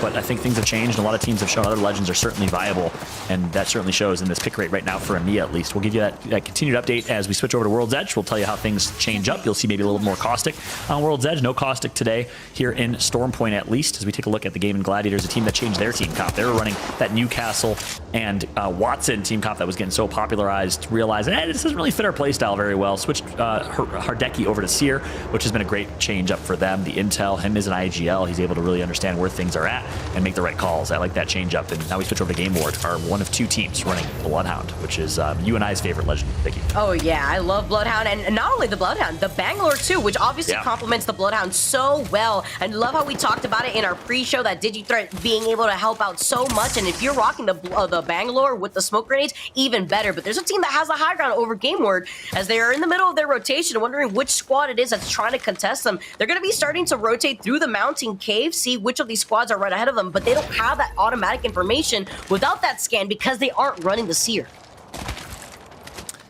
Yep, Game Ward. One of my most exciting storyline teams coming into this competition. The return of Le Site de France, who dominated early in ALGS online tournaments, but disbanded for some time. We didn't really see this squad competing in full. Psycop said, hey, it's time to shake things up with this roster. Picked up YOLO and Aimbot, 18 and 19 years old. One's a controller player, one's a mouse and keyboard player from France, an all-French team. Le Site de France representing all of France with this squad, but they haven't performed up to the expectation I think we had for them coming in. Obviously, some new players, some rookies, so it takes some time for them to get experience. They really got to turn things up today and in following Pro League days, Vicky. Super important, and so many amazing French players popping off in competitive Apex. So you see, Game and Gladiators are going to start rotating from the outskirts of the circle. We talked about it before, Hardeki sticking to the Seer, and with a Fragmaster, Hardeki himself, such a good legend for him to be on here. Pinging where they want to rotate, but playing off of the outskirts of the circle as they are going to try to plan what the next move is as they exit out of Command Center. I'm worried about the squads that have control over the high ground when you leave out of Command Center. Think about Aurora, who have this high ground actually right here. They're overlooking a lot of the action that was happening at Lightning Rod, but they're going to have to start moving soon because they're playing on the edge of that circle, and they get blocked out from their view. You can see the Bangalore smoke already being used up. One of our other squads rocking the Bangalore with the Mad Maggie and Catalyst that we keep highlighting. Yeah, no digi-threat, though, in the hands of Ranches, unlike Game Ward. And, you know, one big, obviously, downfall of playing these Bangalore Bloodhound or very off-meta team comps is everyone in the lobby knows who you are. You heard it from Reply Totem that listened, and that was one of the subtle things you maybe didn't really catch as a viewer, but you heard them say, this is Game Ward. Well, how they know that? It's because they're the only team running a Bloodhound and a Bangalore. So if you're in first place, especially in match point formats, obviously not match point here today, but I can confirm our Challenger circuit and relegation finals to see who's in Split 2 Pro League will be match point this year. That's a big change up that was made. But with that said, in match point format and in general, if you're in first place and teams are hunting you, it's a little scary if you're running a off-meta team comp because people are going to call you out pretty quickly. Very difficult too, right? That's actually something that we had talked to a long time ago to Hodsik from Team Liquid when we were talking about the Loba composition that they were unique to bring to a lot of these lobbies. A lot of these teams get pinpointed just depending on the type of composition that they're running because they're so unique. As Reply Totem still sticking to the high ground here. They have the Wanton O out, and Jazaz getting pinged from every angle right here, managing to scrape by, but loses out on Sharp at the same time. Jazz is trying to heal up with the Phoenix kick. Can he get away in time? It's Ascend that are forcing their way up onto the high ground. They take advantage of the low health, and they wipe out Reply Totem. Well, we said they'd coexist for quite some time. That is until now, until the opportunity arrives for Ascend to push on high ground. They heard the damage that was done to Reply Totem from another team nearby, and they're able to get themselves a few kill points, 2 to be exact. So Kashera, post-kill, and Lufka, the team of 2 Portuguese plus Lufka, new controller player, rookie to the LGS from Poland. They stay on top here with Diamond right below them. Got to be really cautious here. GG with the Newcastle fences, or sorry, the Watson fences will certainly help them, but we expect Ascend to potentially try and come grief this here if there's a knock or if there's some damage done. Guy playing off the low ground right here too. Let's see. You see Lightning Rod has been heavily contested since the very beginning. Nightmare V2 and Start a Fight arc here. Meanwhile, Gaiman Gladiator still playing off of the outskirts of Thunderwatch. Another squad holding on to the outskirts is going to be Fire Beavers, who are going to be looking at what the action is looking like between Ascend and Gaiman Gladiators. But if they don't start moving soon, they're going to be in a lot of trouble because this circle is pulling all the way up to the north close to Lightning Rod. That's right. Ascend gets all of the loot from Reply Totem. GG's nearby, but they're going to have a max rotation. This is going to be difficult. Obviously, they have Valk, so expect them to likely hit this Valkyrie rotate. Where they drop, though, is TBD, but the Valk rotate into the Newcastle ultimate is what you'll probably see here, and this is why Newcastle is so important in these late-game fights. Looks like we have Ascend about to make their rotation. I'd actually love to jump in to a listen-in with this squad, if ready and if available. Ascend right now, led by Kashera. The IGL for this squad is ready for a listen-in. Let's go ahead and jump into a listen-in with Ascend. One cell. No bots, no cells. We need the Valkyries from me. Yeah. Can we AFK? Just AFK for now. Yeah. They Valkyrie. Go left, go left. We don't even need to Valkyrie. Come. Team on the right. Okay, they're fine. We can Valkyrie here, no? Hold the team on the right, don't let them push us on the back. Okay, they're not pushing. They're getting smashed in front of us, they're getting smashed here. I'm moving. The team on the left, we have Valkyrie on me. Valkyrie. Go. Nice, let them fight. Look for opening. Post here. Here. Pop your ulti till they catch, so I can pop mine. Ulti southwest, yeah. Pop down. Be careful from the right, West. Above us. They have a smoker. Oh, they're low. Okay. No, all dead. Swap. I swapped. I'm one. Later, I'm gonna have ulti again. Nice job, guys. I need accelerator. We need accelerator for Valkyries, no? Yeah. Take this. EMEA, level 4. I'm probably gonna keep my ulti. Then I'm not gonna use ultimate accelerator. I'm gonna save my ulti. Fine for now. Grab nades. Arcscar here. There's a team there. Do you guys need bots? This spot is free. We should take it. The guy, they got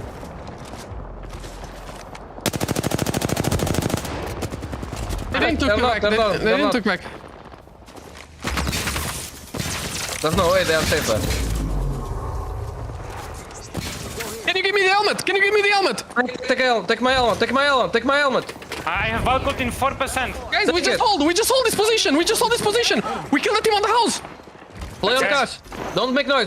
Play on Cash. Chill for now. Chill a bit. Oh, we can play here, Cash. Go here. We are not alone. Look over here. I'm not gonna have my ulti.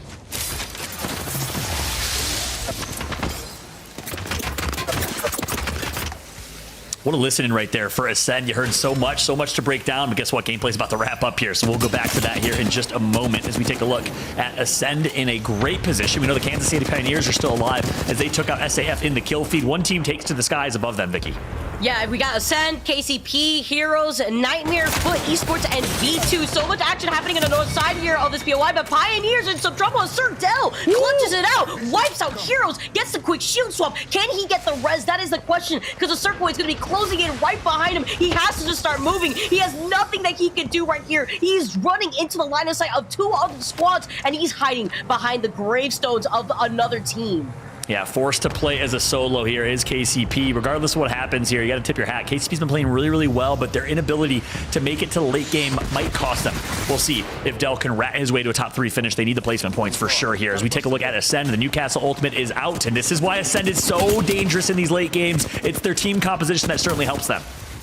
It's great, and their comms here too, as Pioneers get finally wiped out. It's gonna be Amphi who cleans up Surdell, the last straggler of that squad. V2 have the high ground, but as a duo, Joke, his banner gets timed out. They couldn't get it in time, and they didn't have the mobile respawn to really work with. They put in some pressure and pepper down on that player that's playing off that low ground. 4 squads now left remaining, with V2 having a nice positional advantage. Yeah, V2 is in 16th place in the overall standings. They are one of those bubble teams that are on the bubble or on the fringe from not making it into the top 20 and not qualifying for the regional finals to give them a chance at top 10 to make it to the playoffs. Here comes Foot. They're going to full send here. 3v2 numbers advantage for Foot. I like that call. I like that play. And the Foot squad all on land from Istanbul on point right now. And it shows they're going to make it to yet another top 3. Foot is playing out of their minds.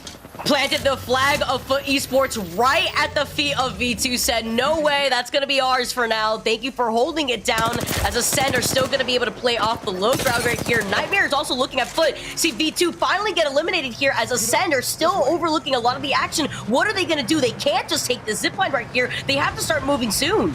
Yeah, and I just want to point out, 2 of these last 4 teams are teams that are running Searless team comps. So just reaffirming the point I made earlier, as it looks like Postkill will make his rotate through, but they're going to be in a dangerous spot, taking out Watson fences along the way. Here comes the Newcastle ult. It comes back courtesy of that gold helmet. It helps them big time as Lufka now has a chance to just rain fire and put some suppressing fire on Foot on high ground. 3 squads remain. It's Ascend, Nightmare, and Foot.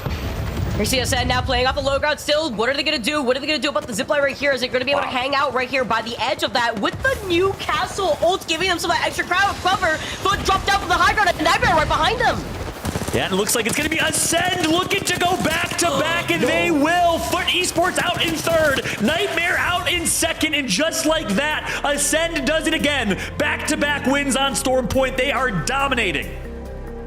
Are you kidding me? Are you kidding me? They're looking for the 3 back-to-back again. Ascend with their consistency, with the Newcastle and the Watson fallout.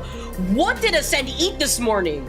All I'm saying is my man Kashera is ready to box right there. You saw Newcastle dominating. They must have eaten their Wheaties or something, whatever the Portuguese equivalent is, because Kashera, the IGL of this team, the heart and soul of Portugal, is currently making all the right calls. You heard Postkill kind of co-IGLing. So much to break down, so much to talk about as we welcome Rain Day back to the conversation here in a minute. Wow, Ascend is playing out of their minds, Vicky. They are dominating 2 back-to-back wins. Your prediction's looking great. I know. I love this right here for Ascend, because you could see the confidence that really excels in this lobby. What is it, though, about Group B and Group C that allows Ascend to have this dominating performance? I gotta know, Fallout. Yeah, there's a lot to talk about here. And as mentioned, let's bring Rain Day back to help us break it all down as we'll take a look at the highlights and more. Evan, Newcastle on top. I mean, you know, I love to see it. And I think you mentioned 2 different things. One, at the start of it all, we saw Ascend have this amazing performance, not in groups A versus B, but groups A versus C. And we're seeing it yet again. You look at patterns, they usually tell you more than not. And also, we're watching the Newcastle, the Watson, the Valkyrie play into their hands. What is it about that lineup for them that fits so well? I think, Fallout, it's less about, you know, some of those legend picks and those compositions you were talking about. What works for Ascend isn't necessarily going to work for Ranches and Cleve and Molly One. And I feel like that's kind of where we ended up getting. And, you know, taking a look at the game, I want to get your thoughts too. How are Ascend being so dominant in your eyes to keep getting, not just in those final circles, but wins?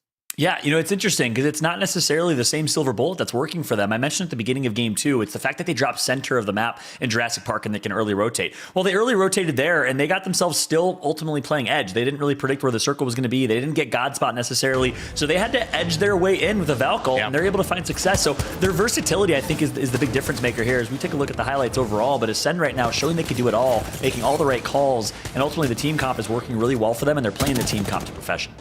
Yeah, and I think you could see that too. KCP also having some nice performances early in the game. You got to talk about how these teams are rotating, finding themselves in positions to willingly take these fights, but it's more about the presence. You see this kind of battle for supremacy in terms of this is where we want to hold, and how can, with charge rifles, with G7 scouts, we're not seeing the 30-30 repeater right now, kind of hold them off and make sure that they do not encroach into our space. We saw it not quite work in game 1 with Reply Totem. They weren't able to get KCP off of their back. KCP ends up actually making a great wide swing and finishing them off. But here, Diamond Gladiators, John, this is a team we highlighted falling out in 18th yet again, or not really the performance we're looking for, at least to start today. Yeah, that's right. They end up getting taken out by their peers in Aurora on Edge. KCP, a really, really solid game for them. Early rotate. They found themselves 10 kill points before they got this wipe of 3 more, I think. So really, really good game from KCP overall. I'm excited to take a look at the standings. But the early rotation for them to get Godspot to take those fights certainly helped. But here's the late game, Evan. The gold helmet certainly making the difference as 2 Newcastle ultimates are in their display and they're able to use that to success.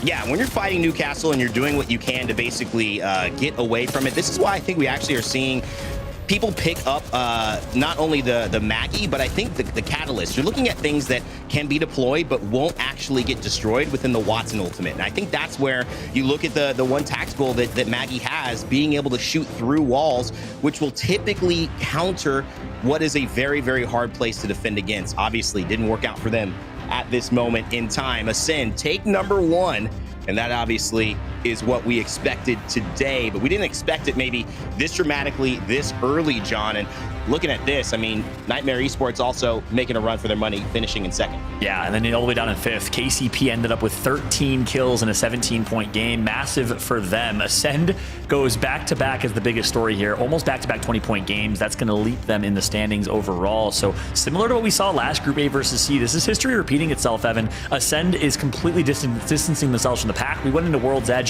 with a clear leader and winner, and Ascend that ended up closing out then. Can they do it today, though? Aurora is a team I've been talking a lot about. You can see, me mentioning, I just love the lineup. I love that we get to see a Catalyst highlight. Diamond Gladiators, though, is a team that we definitely have to keep on our tongues, because this is a team that has had success, but they have not done it in the moments that really matter for them. And this is the thing that you don't want to see, the Alliance factor, where last split you saw Alliance kind of slowly but not surely really show their full potential to the very end, where they had to pull out a big win in order to qualify for not only for that regional final, but also to qualify for LAN. And so let's hope that Diamond Gladiators and fans of them can actually make it happen. Right now, 18th place. Oh boy. Sitting with 1 point. I mean, I don't think if you said Diamond Gladiators after 2 games would have more than 1 point, I think anybody would take that one. This is a very surprising start for them. Yeah, and I mentioned it in the team to watch segment. Consistency is the biggest question mark for this team. And again, there's 4 games left. It's certainly all but over, but you got to see more consistency out of GG. They're in 8th place in the standings overall. A bad showing today will put them back in actual risk of relegation, which is crazy to think about. So we got to see them at least take home 8 to 12 to 14 points today if they can, if they want to stay within that top 10, and if they want to make it to LAN once again. One of the things about Stormpoint to me, John, that's so interesting is the verticality of these final zones. And we saw that in game number 1. Talking a little bit about this last circle, what do you think was the theme here? Because we saw it play out with some verticality too, but a very tough position on Lightning Rod where it's hard to cross some of these areas. Yeah, I mean, this is such a fun late game, right? And kudos to the level designers here, especially for Stormpoint. That one zipline is the reason that Ascend won that game. The decision to put that zipline in is huge. And then obviously the zipline that allowed Foot to get their positioning on high ground right there, they were able to ape that team 3v2, and you think that Foot has a slight advantage here, but here's what's interesting. The way Ascend played this, Evan, was post-kill went first, dropped a pylon, which meant that Foot couldn't spam them with nades. That pylon was enough before it finally got destroyed, and then Newcastle followed with the ultimate, gave them the cover that they needed, and they used that cover just to absolutely wreak havoc on everybody, force NM, aka Nightmare Esports, and Foot to fight each other, and then easily just walk in and clean up this final kill. Ascend played that so incredibly well overall and was the third to the party, which is the name of the game sometimes in late game.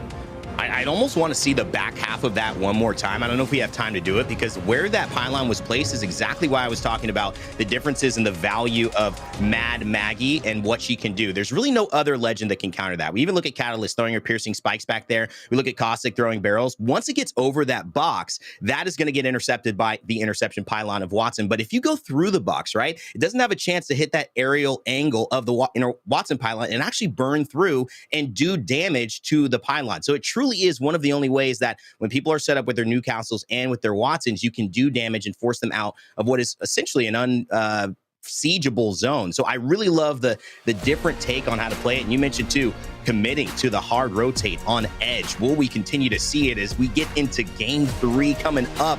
John, one more game. Who needs to show up big here for you? It's an easy answer. It's GG. We talked about it a lot, not to harp on it, but Diamond Gladiators need a performance here. Otherwise, they're going to fall so far behind, and they put themselves at risk of relegation. Last game on Storm Point, can they go big is the question. I'm looking at them. I'm looking at Aurora, who's been doing well, but not necessarily as loud as we expect them or used to seeing them on Storm Point. And then, teams like Fire Beavers as well. I'll keep it all in the family here in CIS. I want to see those 3 teams step up.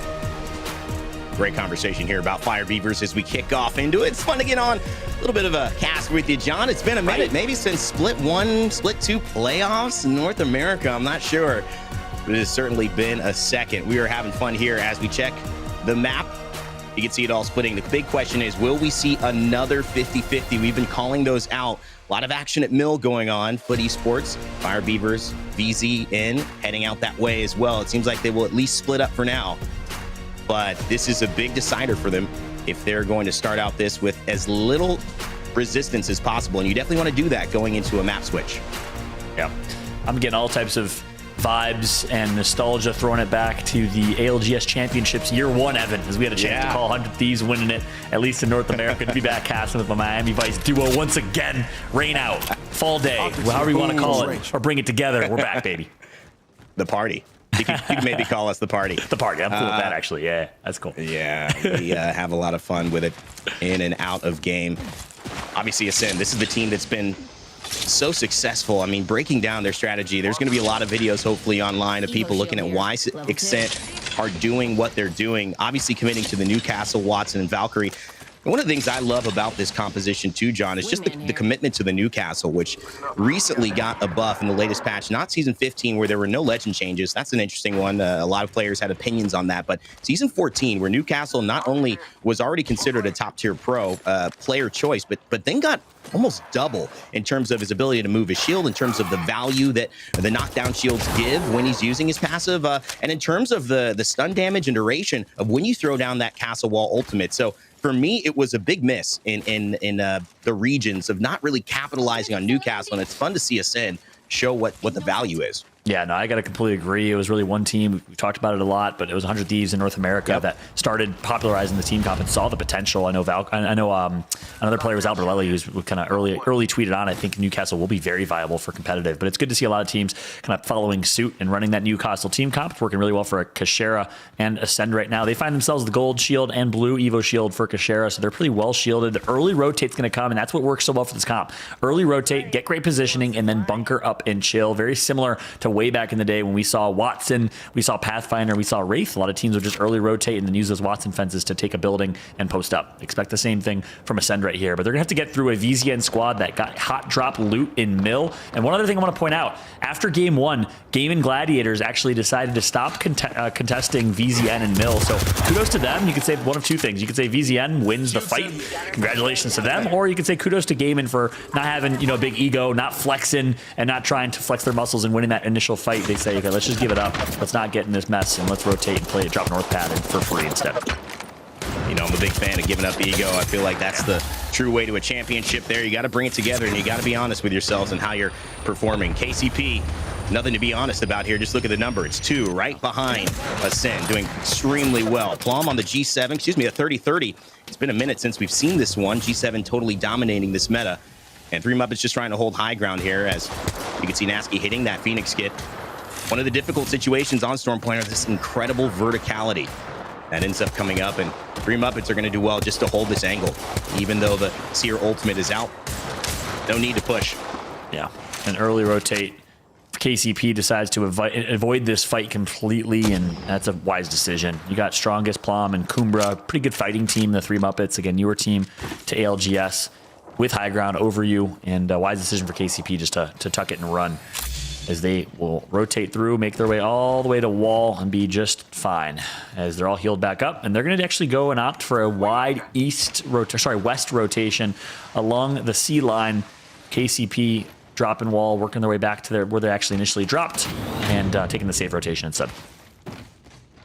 Nasky, Surdell, Max Strafe, the story about them has just been one of tremendous struggle, but one of also persistence as they've continued to find a way to play together, whether it be struggles of doing it at LAN, but making sure that online they always come back to one another. It's really been one of the only teams that have had separate pathways, that have always found a way to come back, and that is kind of why they have been someone to root for and someone that's been so likable. Of course, if you're ever in a listen-in with Nasky, you're not going to have a hard time hearing what he has to say. So it's hard not to root for somebody who's so vocal and so fun. And that's kind of the dynamic of this team, isn't John? Nasky always keeps the vibes high, always with support, always keeps it light, even in those tough situations. Yeah, that's a great point. Speaking of those vibes, this is going to be one of the most unique listen-ins because we're listening into a team doing the armory. But why not? Something tells me the vibes will be high between KCP and the boys. Let's jump into a listen with KCP as they fight some bots here in the armory.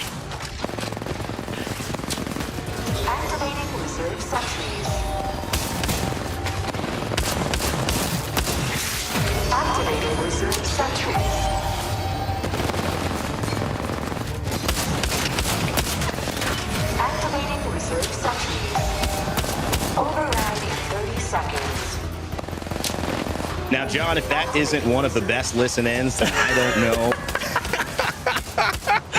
Wow. Well, we called ourselves the party moment. when we started. That certainly felt like everyone had gone home already. You're right, Randy. That might be the best listening in ALGS history, to be honest with you. I mean, it was so hype, it was so intense, and these guys were so just focused on destroying these bots here. We maybe could see that one coming, playing Armory instead.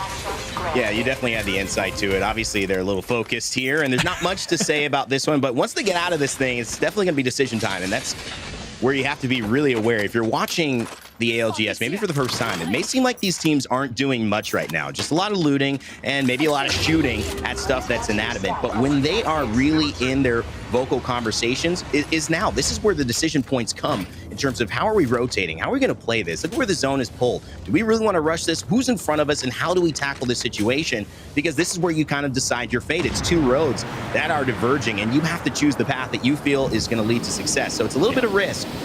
And definitely a lot of chatting, even though it seems like maybe more of a mundane time during the game. Yeah, they're just so focused as a team that they really are all on the same page. They don't need to talk. They can just communicate telepathically. That's how talented this KCP squad is. But no, jokes aside, the Armory decision there for the squad is going to give them the loot as well. Like you said, they can talk through kind of rotations, and they're not going to be working their way. Actually, there's a fight going down. Gaming Gladiators just took out a team, I believe, over towards Downed Beast. And KCP will be running up against the Gaming Gladiators here in a moment. So we'll see if they decide to fight. They're the only 3 teams on the very far edge right now. So if that fight does happen between Pioneers and Gaming, that'll be a pretty clean fight with very little risk of third party. We'll see if it does ensue. Maybe we can jump back with KCP in a moment, but start a fight, find themselves in a fight themselves as they'll be rotating their way through, destroying this pylon and getting a chance to just chill. If you keep an eye, too, on a team we've been highlighting, Aurora, they are still on that edge, southeastern edge. Only a team, Heroes, right behind them, although they are making their way slowly from Barometer. It's one of those compositions that we know likes to play, and they're running the Catalyst, something very interesting for those who may be just jumping in to the ALGS, wanting to see the newest legend played at the highest level. Well, we have a chance to do it. We'll show you them, because they tend to be in all these final circles. Moving on, though, to Gaiman. Here it is. In a bit of trouble there. Yeah, this is the fight we talked about. It looks like they've got to make it happen. It's KCP versus Gaming Gladiators, the 2 Titan teams from EMEA. Historically, the best 3 teams in EMEA have been Gaming, Alliance, and the Kansas City Pioneers, formerly known as Nasky, Strafey, and Dell. Guess what? 2 of them will be clashing right now. Clash the Titans indeed between these 2 squads. A little long-range skirmish. And again, no other teams nearby, but the 3 Muppets actually rotate back as well. Again, we have our little mini-map here on the side, so we'll keep you updated. 3 Muppets enter the fight. Diamond are in a tough spot here. Pioneers on the backside, 3 Muppets rotating in front. Pioneers don't necessarily realize this right now, but they're going to have to hold these buildings very, very well. Diamond definitely doing their job. They have the charge rifle, but if they've got to keep it from a distance, that is not going to be good or beat any EVA 8's wingmans up close. So Hardecki knows that in the squad, and they're getting those shield batteries off, kind of holding against the onslaught here. But look at Nasky. He's got Arc Stars ready to go. John wants to pop a battery here before he gets in. The Arc Star, it will hit one. The Mastiff will hit another. They're looking for a down. Oh no, but Nasky goes down as well. He takes the third, and it's Guyman Gladiators, John, who go out to KCP, but there's still a fight happening. That's right. It's 3 Muppets. We foreshadowed it perfectly, and guess what? The 3 Muppets are here, and here comes the push. KCP was down 1. If one member of KCP doesn't go down, they get the shield swap. They get the reset that they need, but instead, 3 Muppets, who was actually harassing KCP earlier, it was, again, speaking of foreshadowing, it was a tale of what's to come. 3 Muppets take out KCP, but wait, KCP gets the first knock. That's it. Wow. Clove goes down early, and just like that, the 3 Muppets will take out Strafey. Nasky last alive. I got to give credit to 3 Muppets where credit is due. They hear the fighting with Guyman and Pioneers, and it's not where the circle is. They go backwards. They say, this is an opportunity for us. Sitting 17th in the lobby, Pioneers sitting 2nd, and yet they go and challenge that. However, look at this, Dell making it out alive. There is still a little bit of hope. And obviously in 2nd place, those placement points with still maybe 5 or 6 possible for them. 18 squads left. It's going to be a hard challenge. Could keep KCP in the running, but it is not what they wanted. And 3 Muppets showing exactly at a third party in Apex Legends. Yeah, that's right. They entered that fight with perfect timing. I think you're spot on. They waited for it to completely end. They knew that KCP was going to be damaged, and then they capitalized. They get all the loot as a result. Dell, though, got in the whip, a.k.a. the Trident, was able to skirt his way away. And riding a little dirty there, riding a little dangerous is Dell. He's going to come back and try and pick up his boys, and they're going to be ready for a night on the town. You know, we'll see if he can get the reds or not, though. Dell's going to have to try and come back and get these respawn banners. I do love the usage of the triple take there in that fight. It's a weapon that people have kind of ignored, actually, but in Season 15, got a buff. Reduced the choke rate from 1.1 to 0.75, so it's going to increase that choke much faster, plus rate of fire increase from 1.2 to 1.35. People may be sleeping on what the triple take can do in a fight, especially a close range, long range fight, and you compare that to what Hardecki and Artico are working with the charge rifle. It's clear that the triple take would win in that type of scenario. Little things like that making a difference in terms of how you approach, how confident you are pushing a squad, and it just felt like maybe Guyman had nowhere to go. Following along with Fire Beavers, though, they're in the thick of some actions, and I see some Bangalore smoke for Impulse. That's right. Throwing smoke, getting loose. Shots by boy Shiv.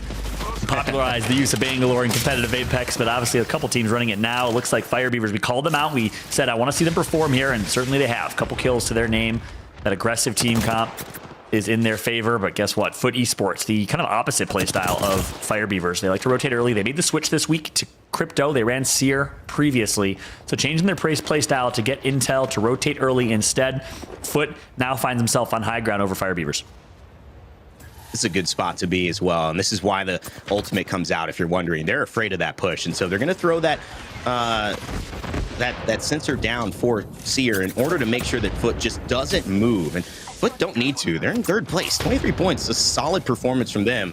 Yeah. But also you got to think, running the R301 in the car, only 113 ammo. This is one of the benefits, I think, of what Aurora do. They are still not in this fight, John, and everyone who's been in the middle of the circle, yes, they've fought for position, but look at the resources that they've got. Slowly dwindling in terms of ammo and slowly getting pressured. This may mean Aurora can jump in, as they are actually very close to approaching this and make something happen. Yeah, Taylor, the young IGL on his team, I believe 20 years old, playing with one of the oldest players in EMEA. It's Noth, longtime duo. They pick up Kuya. Right now they find themselves damaged, and again, they decided not to gatekeep Fire Beavers as strong. They decided to early rotate, and they get in zone as a result. They have themselves this hill, top of the rocks. This is a really good position in this circle, really good position in these late games, especially with a Watson. Because of line of sight, they have little risk of their pylon being deleted, and no nades, no ability to get pushed because those Watson fences. They'll be in a pretty good spot here, nice and safe on high ground.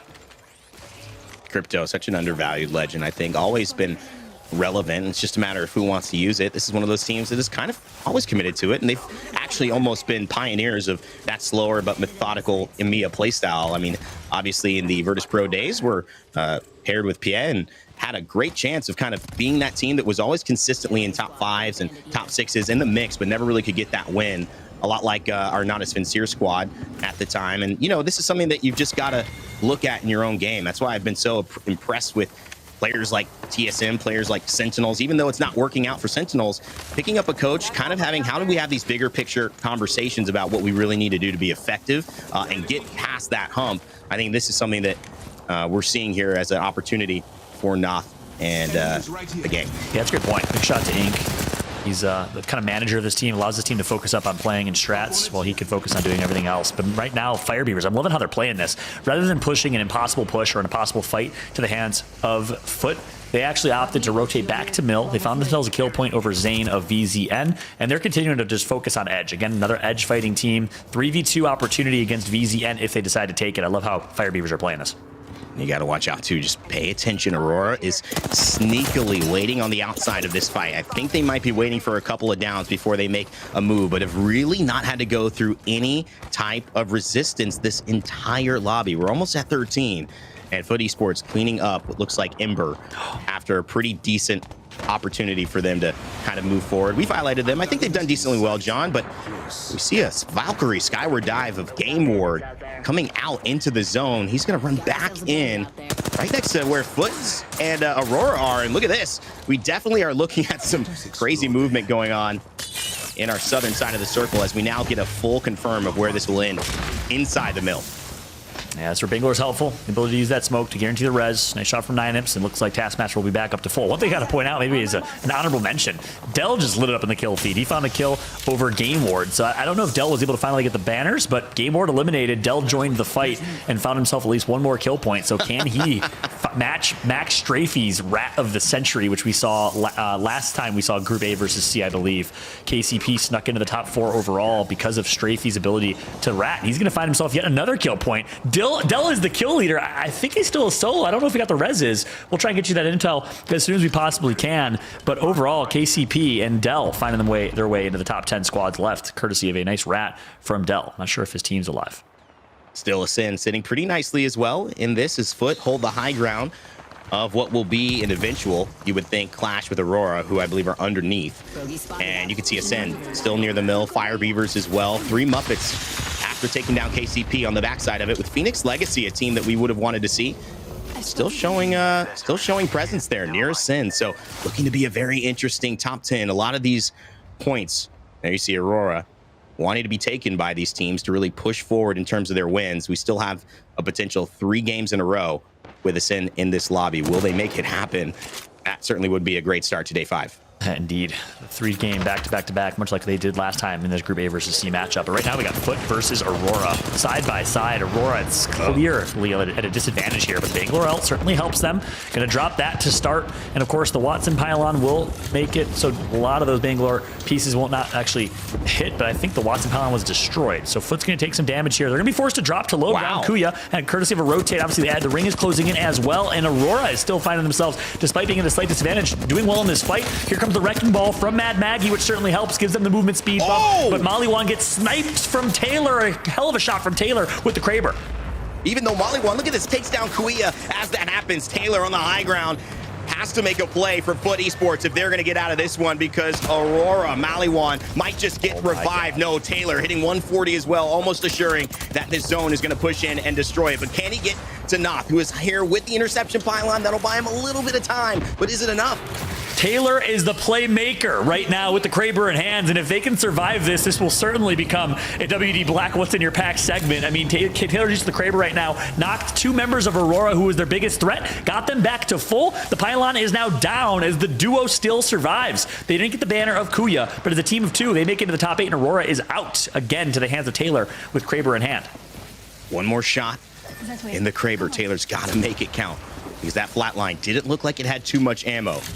It might, but I just saw the quick switch. It just didn't look like it. And obviously, running out of resources, you do not want to have just one gun in this final circle, but they're alive, and that is all that matters, holding that number 3 spot with 8 squads left. Aurora still looks like they might have 2. No, they've been taken out by Phoenix Legacy. So with our 8 squads, Phoenix Legacy have hidden a little bit, yet they are still here and alive, as well as Ascend. So some of our top teams, John, still pushing hard to try to get that glory of the win. Nightmare Esports, though, trying to hold everyone back from this door as Limek stares them down with the barrel of the Volt. That's right, another crypto team flavor of the month now picked up by Foot Esports find themselves down to a team of 2. Heroes, again, must perform team in last place in the Pro League standings. 30th place right now, needs to perform today. They find themselves in the top 8 here. Nightmare looking to go back-to-back with another second place finish. 17 points, 6th place overall for them. Like what I'm seeing from this squad is a couple teams now surround the mill with a mill finish. This is one of my favorite late game circles on Storm Point. I love the high ground, low ground. You see the castle wall get set up there from Heroes, and they decide to break down the door and just make sure that they have their own sense of cover, and that will be a little bit of a static charge. Either way you slice it, whether it's a Watson pylon or jumping over that new castle wall, so no one is going to want to push that way. Nightmare, though, I think are in a good spot. They're in the inside. No one wants to push this. And in fact, just because of the impediment of Heroes on the outside, it makes their spot even more defensible. So Ascend on the high ground are really going to have to do a lot of work here if they're going to win this game. But maybe the circle will allow them to move out as fast as they need to and beat maybe Nightmare, who's nestled inside. Yeah, and I would almost say the opposite. Not a whole lot of work that they have to do. They can just sit high ground while all these teams fight on low ground. They are chilling right now. Ascend with great positioning, and they're going to completely bully Uchako off the high ground. So they are just going to be sitting on top of high ground as every other team fights on low, and Ascend will just have a chance to pick up kill point after kill point, much like they're doing right now. First to their former teammate in VJ. He gets taken out. VZN eliminated. Phoenix Legacy alive as well. They need a big game. They're going to have to move. You're right. High ground maybe has the advantage here, but are they going to have to drop first? That's the only thing. Might be able to play that ridge right in front of them as the circle starts to close soon as we are in round 6 and 37. Ooh. A big shot, a peek. It's not enough from Lufka, but he certainly puts him out of the fight for a moment. Shield battery will be necessary, and you talk about the benefits of the interception pylon. It's not just the defenses, it's the shielding as well. Only one shield battery from Lufka, but he's not going to have to use it as long as they can stay up there and out of line of sight. Especially if he doesn't take a lot of damage, which there's no reason he should take damage right now because they have high ground. So here's the situation. Ascend, if you see where the zone is pulling, it's still basically in the area of the high ground. So they don't have to drop to low ground. They just have to chill on high ground right now, maintain this positioning, and they will win 3 straight games. That's another knock on ASCII here of Heroes. Ascend is just picking up kill after kill. Only 2 to their name right now, but by the time this game ends, expect that to be 6 or 7. I love Heroes positioning. They try to get out of it. They know they're not in a great spot. They're outside the wall. They're not inside, and Ascend can still see them. They make the rotate to the rock. And in fact, Ascend do damage, but they are still there. So Heroes, the only team that kind of has a vantage point onto the rest of the squads, but that can go both ways because that means the rest of the squads have line of sight onto Heroes if they don't play these head peaks perfectly. And so far, Wraith doing a good job of it. Hasn't even shielded up there because they're looking for KP, John. They feel that this is a chance to get it, and they get one right there on Zap Bear. That's right. Easy KP for them. The only team that can shut down Ascend here is Heroes, indeed. They're the only team that has a clear line of sight, can put damage onto Ascend on high ground, and can keep them at bay because obviously not a whole lot of cover to deal with. But the Kashera ult comes down, and just like that, I take that back. Nothing but cover, courtesy of Newcastle once again here on high ground. Ascend finally decides to drop on this team. They have the advantage. They make the call. They push, but they're not getting the damage that they need to do. They're going to get taken out. They lose a clean 3v3 to Nightmare where they should have had the advantage. And Heroes is going to come through and clean up. We said they needed to perform to be heroic. Well, heroic they are. Heroes ends up on top in game number 3. What a moment from Heroes. They're the ones willing to go out into the unknown and take a risk. And the risk pays off with a win in game 3, shutting down Ascend once and for all. What a moment there, John. I think the way to play that one, to me, is what we need to see from ALGS competitors, taking those moments into their own hands, not letting the game fall towards them, and ends up resulting in a win as we bring back Vicky as well. Your reactions on that last one, Vicky. Heroes with a big dub here in game 3. Hey, Heroes have to move in for that third party because the moment that Nightmares decided to grief Ascend, okay, that's what you have to know, that Ascend, you can't take it for the third time, all right? We got to shut you down because you guys are looking way too confident. I would actually say the opposite. Ascend grief themselves. I mean, they dropped a little too early, a little too preemptively on Nightmare, and they should have had the advantage in that fight. Instead, wait 5 more seconds on high ground. I think they had time. The ring wasn't closing in yet. Sit behind that Newcastle ult and just chill. Let Nightmare get griefed by Heroes or maybe by another team nearby. Instead, they dropped a little bit too early in my eyes right now. Again, I'd like to watch the final circle again to see what exactly happened, but a misplay in my opinion. I think Ascend could have gone back to back there. I think they could have. That was the interesting part about that circle because, they were going to have to drop. And sometimes high ground seems like the God spot, but that low ground means that you don't have to take the stutter when you fall. And that just is one extra shot, one G7 shot, unless you're playing Horizon, of course, which we've seen, be very valuable in this meta. But I think also it's just the target choice from that team. They did not choose the same target. I think they had an opportunity to do so, guys, and just team fire onto one, make it a 3v2 when they did drop. Yes, maybe a little bit overconfident having won 2 games, but can you blame them? They won 2 in a row, Vicky, so yeah. I mean, I can see why they went in there with confidence. That, or even cycling through players, so that way one player drops, one player focuses, and while that happens, you kind of split that focus where you're in a different position, so that way you're not funneled into the same line of sight as where the enemy team is already looking, so that could have also helped them out here. As we take a look at some of these highlights, High Ground going in there for Foot Esports. We're talking about that team because they desperately need to keep performing as well as they have been performing so far, because they got a top 4 minus this last game.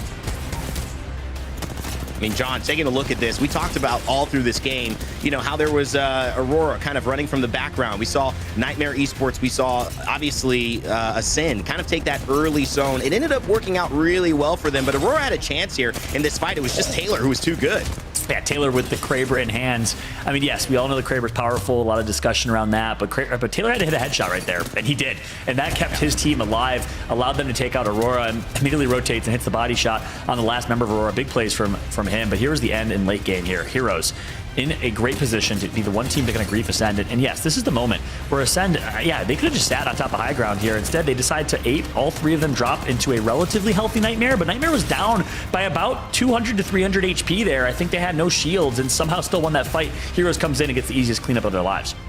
That is absolutely something we could look back at, because it's the drop specifically from one member from Ascend who goes to that right corner, and everyone from Heroes, or Nightmare, excuse me, can just focus on that corner. It's a very easy shot, and unfortunately, I think they're just not in cohesion there. Heroes, though, with a really nice finish. They take the best position. They get 12 points and 5 kills, but that ties them with Nightmare Esports, who put in the work. 8 kills here and a 2nd place, a strong moment for them. Yep. But if you're looking about who's going to win the day, who's clearly been our most consistent team, Ascend, still with a 3rd place, 9 total points. Vicky, this is looking like their day to lose. This is crazy here for Ascend to have such an insane day as well, still remaining in that top 3 despite going down early, dropping in from that High Ground. They still won the last 2 games. They're dominating on Stormpoint, but the question remains, can they still dominate as we move over to a different map going on to World's Edge for the last 3 games?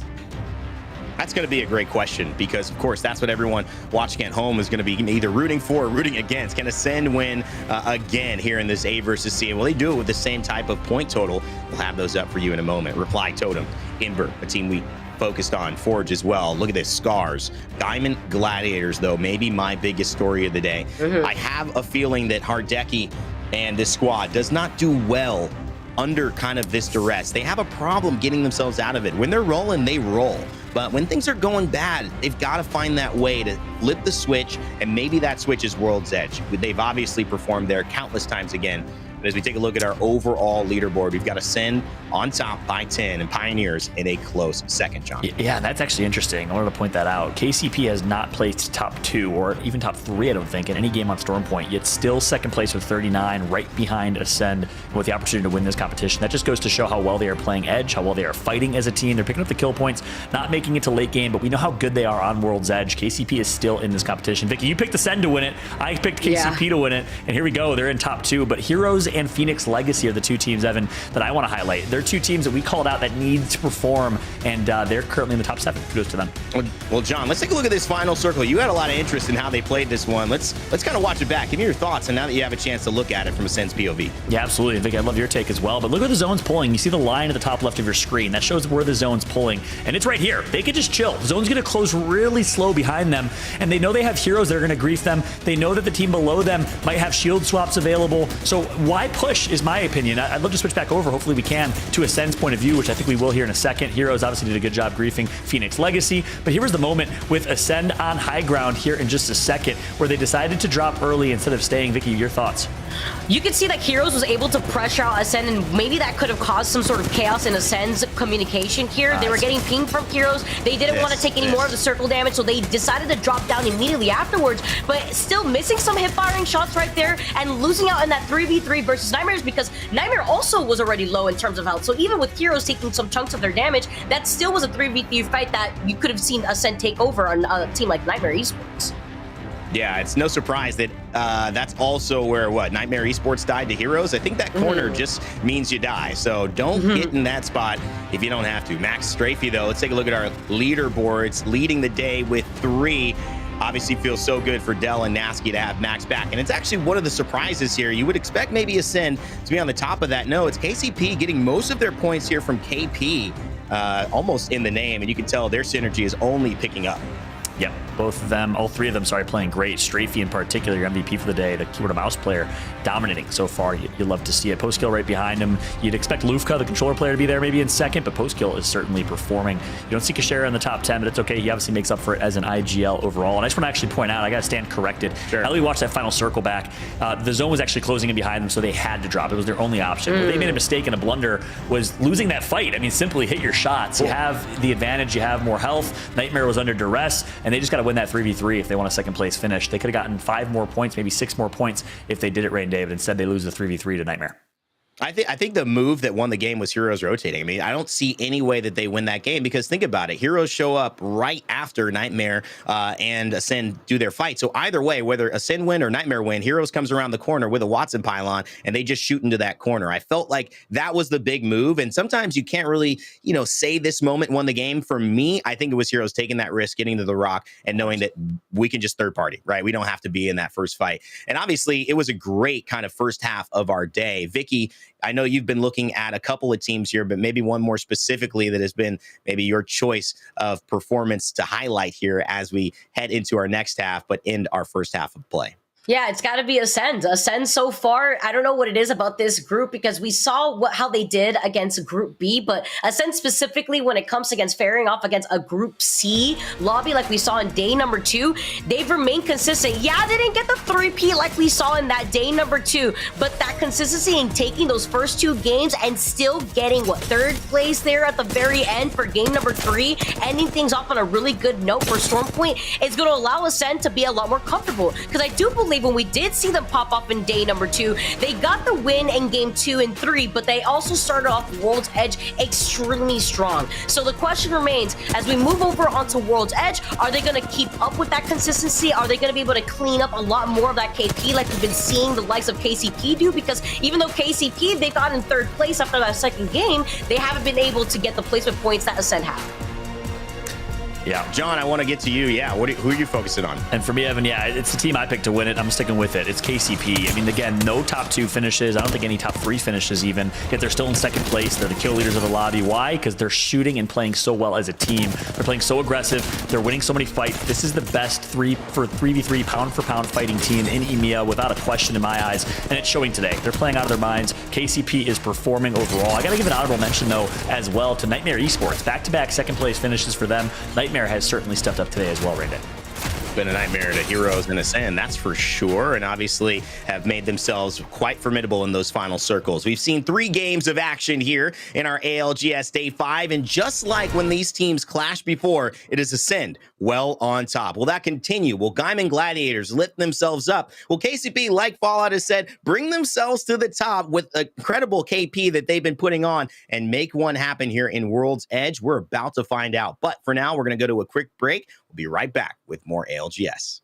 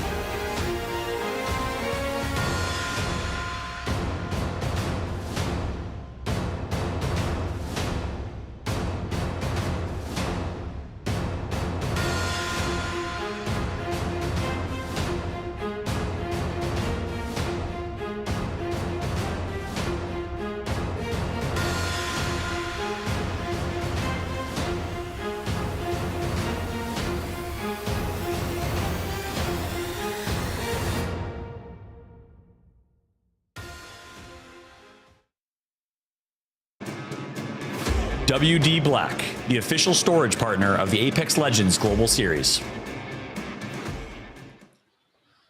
All right, welcome back, ladies and gentlemen. My name is Rainday, and we have had a tremendous first half of ALGS action for day 5 here in EMEA. We've seen Ascend, who dominated this performance between A versus C, continue to dominate. So there's something about this lobby that has really worked out well for them. But KCP has risen to the challenge as well, only down by 10 points. The real question is, where's Gaiman Gladiators? Sitting near the bottom of the lobby, and teams that we expected to perform, are they continuing to do so, or will this be a spell of maybe a day that they want to forget in the history books? Let's send it over, though, to match 4, because we're getting ready to jump into 3 games of Storm Point. So Fallout, Vicky Kitty, take us into it. Thank you so much, Rain Day. You laid it out perfectly. Those are the stories to keep an eye out for in this final 3 games of the series overall. Gaming Gladiators, the biggest one. They're going to be dropping Lava Siphon, which is one of the best drop spots here in World's Edge. Vicky, you think they can do it? You think they can bounce back here in World's Edge? I do believe they can. I mean, they did have a really great day number 4, but let's not forget that day number 4 is where Gaiman Gladiators basically got almost, 70% of their points in the overall standing. So what is going on where they could try to replicate that success from day number 4 going into day number 5? Because right now, they are not looking so high. It looks like the consistency still stays over to the side of Ascent after their performance that we saw in the same group lobby in day number 2. That's right. Well, this will help them. A southern zone to kick things off here on World's Edge, right where they're positioned. They're going to get some good loot. They're going to split that up a little bit with Nightmare. So will they decide to fight that or coexist is the question. Aurora nearby. So I'm interested to see how they play this. I mean, Aurora, Gaiman, these are teams that like to play Edge. They're instead going to be forced to play in zone because they drop right where the zone is overall. 3 Muppets also dropping over towards Dome, a spot where you usually see actually uncontested. Not many teams drop because the loot isn't too great. But for now, not a bad start. Not some bad loot for Kumbra, Plone, and Strongest, as they'll get themselves 2 blue shields to kick things off. Looking like we got a southern circle. A lot different from the last time you and I were able to look at what was going on with the circle when we had Tiff on here on the broadcast, where we had, 3 circles hanging out by Climatizer? That was actually insane. So a nice little different pace here already with the southern circle as we look at 3 Muppets loot up appropriately over here by Dome. They're also going to have a beacon to work with, so they're going to already know where that next circle is going to be pulling. I'm excited to see the squads that are going to be hanging out by the choke point, leaving from the northern side of the map, exiting into Lava Siphon. That's going to be important because I do believe we did see a beacon over there in Lava Siphon, so that could be easily contested by the squads that are exiting out of the northeast side of the map. Made 3 blue evos here for 3 Muppets, and no early contests here on World's Edge. As you mentioned, Lava City is where Foot Esports likes to drop, so expect them and the 3 Muppets maybe to get in a little early game fight on their rotation, but every team is going to be making their way to the southern part of the map right now. If we could actually show the overhead map, I'm not sure if our observers or production team can throw that up. It'd be interesting to see all teams are immediately sprinting, beelining very, very south. They're expecting the zone to continue to pull south as every team is making their way over, Scars included. Big shout out to production there. Thank you for showing that. Look how many colorful teams you see at the very, very south side of the zone already, Vicky. Yeah, it's huge. And you know what's really interesting here? Look at Scars and their composition. They're taking a page out of the Aurora book. They're rocking the Caustic and they are rocking the Loba. So their goal right now is to get to that final circle positioning, set down that black market, and that's where they're going to be able to get most of their loot, because they're going to deny themselves the opportunity to get the loot otherwise in some of these fights, because they want to just prioritize that position like a lot of these other teams that have already made their way over to the southern side of the circle. Yeah, Scars with a very, very fast rotate. Used to drop Overlook back in the OG days of the squad. No, now they drop over in Big Mod / Geyser, I believe. So a fast rotation for them in the southern zone. They get there quickly, and every other team will be kind of posting up. Again, with these southern zones in particular, there's a lot of land, a lot of building space available for them. So you expect a really, really slow start, especially down here in Tree. You'll see teams like Gaming Gladiators are already making their rotate, already able to post up with Watson fences and making those Watson fences. It's actually a perfectly placed Watson. As I say that, a Crypto Drone, I think it's completely deleted that Watson fence. But nonetheless, well-placed Watson fences overall. Gaiman should be fine and survives this Crypto Drone, no problem. And they're calling it right here, too, where the circle is going to be pulling closer to the tree spot. So squads that are going to be exiting out of the thermal station choke point by that beacon are going to have that information now. I'm wondering if squads are going to just hang out and stay by the edge of that circle, as we could see where that circle is going to be pulling. Wonder if we could get the little mini-map here. You see KCP hanging out inside of this building, taking their time as well. You can see them with the crypto drones as well as the seer attack just being released for them to get some of that extra information. But with Nasky being on the crypto, they're also also getting information to see which of the squads don't have a building to really rely on, since we have so many Watsons that want to be able to take some of that space. Yeah, you like to see it. Nasky and KCP change their team comp here on World's Edge. They run crypto instead. Whereas you saw them play very aggressive, a lot of fights on Storm Point. They go crypto on World's Edge, instead playing for placement early rotation. I like to see a team change up their team comp and their play style based on the map itself. As we switch on over to Ember. Ember, a team that we highlighted to kick things off as a team to watch. Well, 16th place with 4 points. They are a bubble team, currently in, I think, like 12th or 13th place overall, and they got to be top 20 after day 9 here in the ALGS Pro League, and not the best start for them. They need a big World's Edge. Well, playing as patiently as they can, though, their goal is to get those placement points, not play as aggressively as we've been seeing some of the other squads play out on Storm Point. Ember playing off the low ground, though, you can see them putting down some pings. They're looking to just stay put, and while overlooking some of the teams still making the rotation, there's that squad that is exiting at a Lava Siphon. A fight, though, happening over on the other side. You can see G-Dolphin, Imp. They're going to be able to try to rotate out of here. This is a late fight happening pretty far away from where the circle is going to be pulling over in Lava Fisher. I believe it's Phoenix Legacy versus Game Ward. Yeah, Phoenix Legacy. Look at this team comp still rocking the Bloodhound and Rampart, the G-Dolphin special. Oh, no. And here comes the Rampart Sheila, gonna melt the horizon in the sky. Look how fast he eliminated that black hole. And G-Dolphin is absolutely frying right now. If you are Game Ward, this is not the team you want to push. Little did they know there'd be a Sheila on the other side, melting you to nothing. I want to know what those comms sound like so bad, because you know G-Dolphin says, you thought you could try me out here. You had open ground and you decided to try it. Now Phoenix Legacy want to capitalize. They're going to be able to try to fully set it in after getting that first knock. That's right. Big shout out to this squad. Sabs, the only woman competing in ALGS. I believe every single region, or at least especially in EMEA, holding it down for representing every single lady of Apex. Shout out to every single one of y'all out there. Hopefully we have tons and tons of women on the main stage at ALGS Champs. But shout out to Sabs for leading the way, playing alongside G-Dolphin, who recently joined this team, and Imp, her longtime teammate, as they find themselves 2 KP. Get some crafting in as well, and we'll use this opportunity to rotate a little bit late, playing Edge again with Bloodhound and with Rampart. This is more of an Edge fighting team. I believe that's the IGL tier 2. Sabs obviously here trying to keep Phoenix Legacy in contention. Game Ward's still alive, let's not forget that, and they're still playing off on the outskirts of this circle, so it looks like Phoenix Legacy want to clean up and get as many points as possible, because they desperately need it. They've been trying to play for placements in Storm Point. They see that Game Ward trying to wrap around. They're just going to keep camping that beacon. They're not going to let Game Ward get that last banner left. If they're willing to just wait out the rest of the timer, they will. But they don't have a Valkyrie to Skyward dive, so Phoenix Legacy, yeah, they're going to take their time here, but it's going to burn through a lot of their meds. That's right.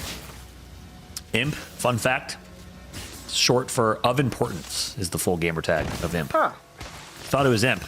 Thought you could, belittle him by calling him Imp. You're just a little Imp. No, he's of importance instead. Psycop. Gonna get the beacon, and they were camping that beacon. He's able to get with ease. That's the Bangalore speed boost that certainly helps them. And just like that, Psycop will get his team, and they'll be back to full. All that patience, and they still got the banner. It is what it is. The Phoenix Legacy are going to utilize the Replicator to get even more med kits, because they have quite a little bit of ways to go, and they don't want to get circle kept by any of the other squads that want to prioritize their positioning inside of that next circle. See G-Dolphin already taking the helm, just going to be able to heal up while he's already going to try to make that rotate into that next circle. But with Phoenix Legacy now, with the rotate, I want to take a look at some of the other squads that are hanging out by the edge of that circle, because there's some fighting happening over here by Harvester. Yeah, that's right. Taking a look here, back towards Harvester and where the zone's pulling on the minimap. Yeah, these teams predicted it perfectly. It's a very, very far south pull for this late game circle. Fire Beaver is going to get the first knock here. And Amphi neutralizes with 1, and the G7 Scout in full effect. V2 in 11th place overall here, find themselves in a 2v2 against one of the better fighting or best fighting teams in Fire Beavers. Can they get the res? That's the question here, as Amphi's going to be playing off behind the gold knockdown shield, is going to try to utilize that and try to get the res. Here comes a grenade, though, as Fire Beavers are going to try to fully set it in on that one last person. Amphi still gets the knock, though. The knock grenade now going in from Fire Beavers. It's still a trade. Amphi is going crazy here for V2. He needs to hold it down. And Joke is going to be able to clean up the rest of the squad. Fire Beavers get eliminated, but Amphi played that so well. This is a humble moment, a vulnerable moment. I said GG. I actually meant for V2. I thought there's no way that V2 wins that fight. You have a Caustic and you have a 3v2, but instead Amphi goes huge and now knocks 2 of them, ends up getting the 3rd. What a play by Amphi, the young rookie here in V2. And I think that caustic ultimate, the noxious gas, was just thrown too far. It ended up doing no damage, and that's a big misplay right there for Fire Beavers, in my opinion. And what was extra crazy there too is that Joke had rotated out real quick just to restabilize while Amphi was holding it down, trying to not only juggle, trying to get a res, but also playing behind the knockdown shield and that middle little crate that allows you to kind of get some extra cover. So real quick fight right there, real quick altercation for Amphi to just come out on top, as V2 are going to help restabilize. They're going to take some shots. They're still outside of the circle, so wondering what their next move is to get into that next circle. Yeah, Joke. We've been highlighting Psycop and former Les Cite France in Psycop. Joke says, hey, don't forget I was on that roster too. What a showing from the veteran. He picks up 2 rookies of his own. And again, we keep hyping up Game Ward as the French team to watch. But V2 says, hold this Fallout. Joke alongside Zidane, like Zidane, the soccer or football player for the French national team. Ignore the L to kick that off. His gamer tag is Zidane. And Amphi, the Brit, performs so incredibly well right now in 10th place overall. I've been really impressed by this squad. It's nice to see them also holding on this spot as V2 are going to try to force their way in. They get the crack. Are they going to try to take an advantage with it? They're getting pinged by another squad off to their left. Another crack here too. You see the grenades getting tossed out the black hole now. V2 need to finish this fight quick because they know the third party is inevitable. The serial coming out, and now they're going to be able to try to fully push in and closing that gap. Yeah, V2 is frying. They're not done yet. They're taking out the Turkish stars. So France over Turkey in this fight, in this skirmish right now. And again, Amphi from the UK playing out of his mind. 500 damage for Amphi. They get another knock. Let's go ahead and jump right into Illicit in here with a red-hot V2 squad. Watch out. I'm on bot. Okay. Watch out. This one. 7. Where you are? I dropped my drone. Okay. Give me this one. Take it. Need energy ammo. Yeah. Right there. My ping. We're good actually. Watch out from behind. I'm looting a little bit. I'm popping next everyone. Did you use your ult, Jock? Yeah. Do you want? No. What's the last one? Oh, sure. I go one, Zidane. Okay. Good. I'm looping bot. One bot on this. Shield battery here. You need bot, MP? 4. I need Android to go ahead. Okay. Give me your shield. Should take my knockdown shield here. Level 4. Listen in here, giving some intel. The KCP are currently in a rough spot. Strafey knocked. He gets res. No gold knockdown shield means he has to loop back to full, and it looks like they'll be able to hit reset for now. The Kansas City Pioneers with a 3-kill elimination over Ember survive for now. Only 1 kill to their name though, so that means another team is nearby. Yeah, sitting overall in 2nd place right now in a pretty difficult situation, playing off the low ground. You know what? Game and Gladiators are in a building right close to them. BZN overlooking the action from the high ground as they try to take some shots, but they gotta get moving soon. 44 seconds, they gotta drop off from that high ground because they're not in that next circle, because they could actually wrap around, if anything, to avoid themselves from getting sandwiched. Wondering which of the other squads are hanging out by the southern side of the circle, south of Tree, because a lot of these teams could take up those buildings. Let's transfer to that. That's right. Back into the drone. Nasky goes, getting all the intel in the world. This is where Crypto has been so incredibly strong, is the intel he's able to receive. Really the most underrated legend, in my opinion, in competitive Apex. Good to see Crypto increasing in popularity this week with teams like Foot using Crypto. We obviously know Game of Drones has done it for a while. KCP used to rock Crypto, stopped rocking Crypto for a while, back on Crypto here on World's Edge and showcasing his importance with the intel and information you can receive. Meanwhile, G-Dolphin and Phoenix Legacy are still harassing Game Ward on Edge.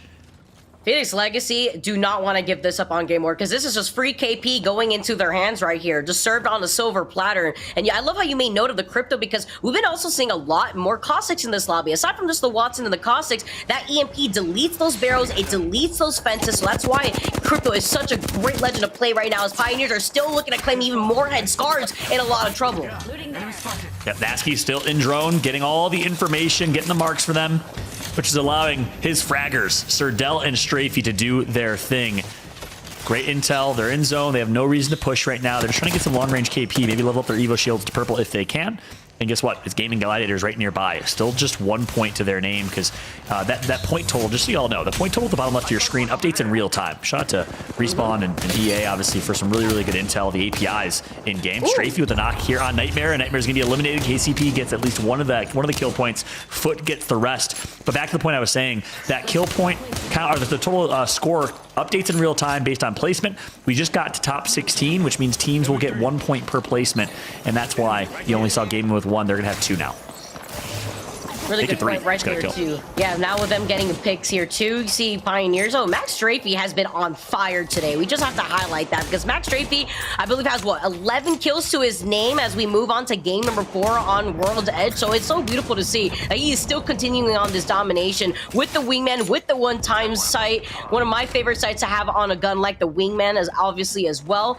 You can see other squads taking up this building, sharing some of this space here. 3 Muppets on the high ground right next to starting a fight. Yeah, take a look at the zone at the top left of your screen. About 25% or 33% of this zone is going to be in mountain. So not a lot of playable space. And guess who has the greatest position? It's 3 Muppets. Kudos to them. Again, we've been highlighting them for a while. I'm a big fan just based on their team name alone, the 3 Muppets. I think it's fantastic. The team here, all from Scandinavia, Plom, Strongest, and Kumbra currently have Godspot in this game. They're really great in taking control over these spots, but it's about holding it down. That's the key here, because a lot of these teams basically bully 3 Muppets off of this spot alone. Believe in the group standings, you can see right there, they're sitting overall in 13th. They've got 10 points to their name. They got the Watson O out, and they're picking some of the squads that are trying to exit out of that choke point that you see right there, exiting out of Thermal Station, where you see that beacon between that choke point of Tree and Thermal Station. Yep. Norwegian squad, but by the way, fun fact, Norway, the 3rd most represented country in EMEA. Not many people would have expected that. So Norway on top, kind of, top 3 at descent. Holding down for Portugal, post kill, flanking wide right here, gonna turn, immediately tracks 1, almost gets the knock, not enough damage, but don't worry, because Shara's gonna clean up. Phoenix Legacy is out to the hands of Ascend, and they continue their domination here on World's Edge for now at least, because they're still under duress here. Our team's gonna third party. Saw a post kill just dancing around those bullets like he was taken from a scene in the Matrix. KCP, though, with a risky skyward dive, are going to be landing right inside of a Seer ult, but out of the line of sight of 2 other squads. They're getting pinged left to right, but they got to put down that Watson ult to negate the damage from these grenades. That's right. KCP somehow have found themselves with a Valkyrie rotation into a great position, but guess what? The zone's gonna pull north, so I take it back. It's not a great position right now for KCP and the 3 Muppets. The zone pulls differently than they expected. Here comes KCP having to go huge. I'd love to jump in to Elicit with KCP if available, because they are frying. Right now, they push through, see the great knockdown shield. Let's jump into Elicit with KCP. We're up. Just stay alive, stay alive. You cannot rest me. You cannot rest me. No, he's pressing here. Yeah. You can press me right now, maybe right now. On. Do it. I'm holding. Just climb up. I don't know where the armor stops are, but just climb up. I don't know either. I'm good. I'm batting. I'm nading one. I'm healing full. There's a gen bottom floor. Whoa! Outside! Oh, look, please. Oh, you're one. It's at least 2. They was outside. They're fighting each other. I'm nice. I'm resting right now. I have. Okay, dude. Shooting.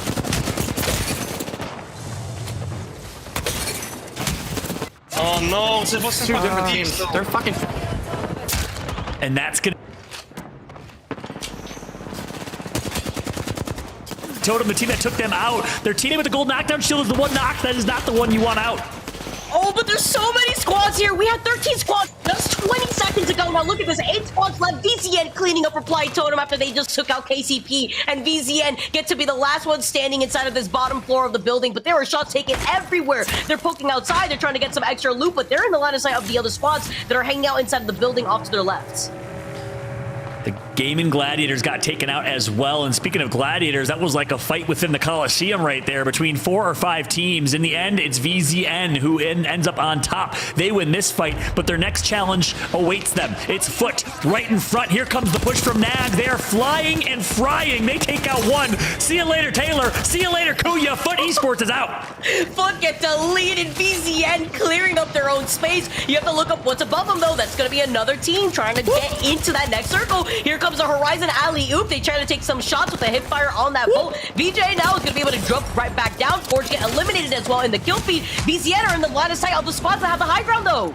It's like a bouncy dome right now, one after another, just jumping their way up, and it's not going to be enough. Zane gets knocked, and Ascend on high ground is absolutely raining on their fun parade in the bouncy kingdom. Here comes Kashera, here comes Ascend, looking to get their third straight win. Get me off this bouncy ride, though. Ascend have the god spot right now. You can see the crypto drone getting sent out. You see the revive coming in, the gold. Knockdown shield's going to allow them to get the res with some extra health. You see the seer tag also coming out, not going to cut them off in terms of getting that res. Perfect timing here for VZN, and more shots getting taken to their south. 4 squads left remaining with Ascend having the god spot.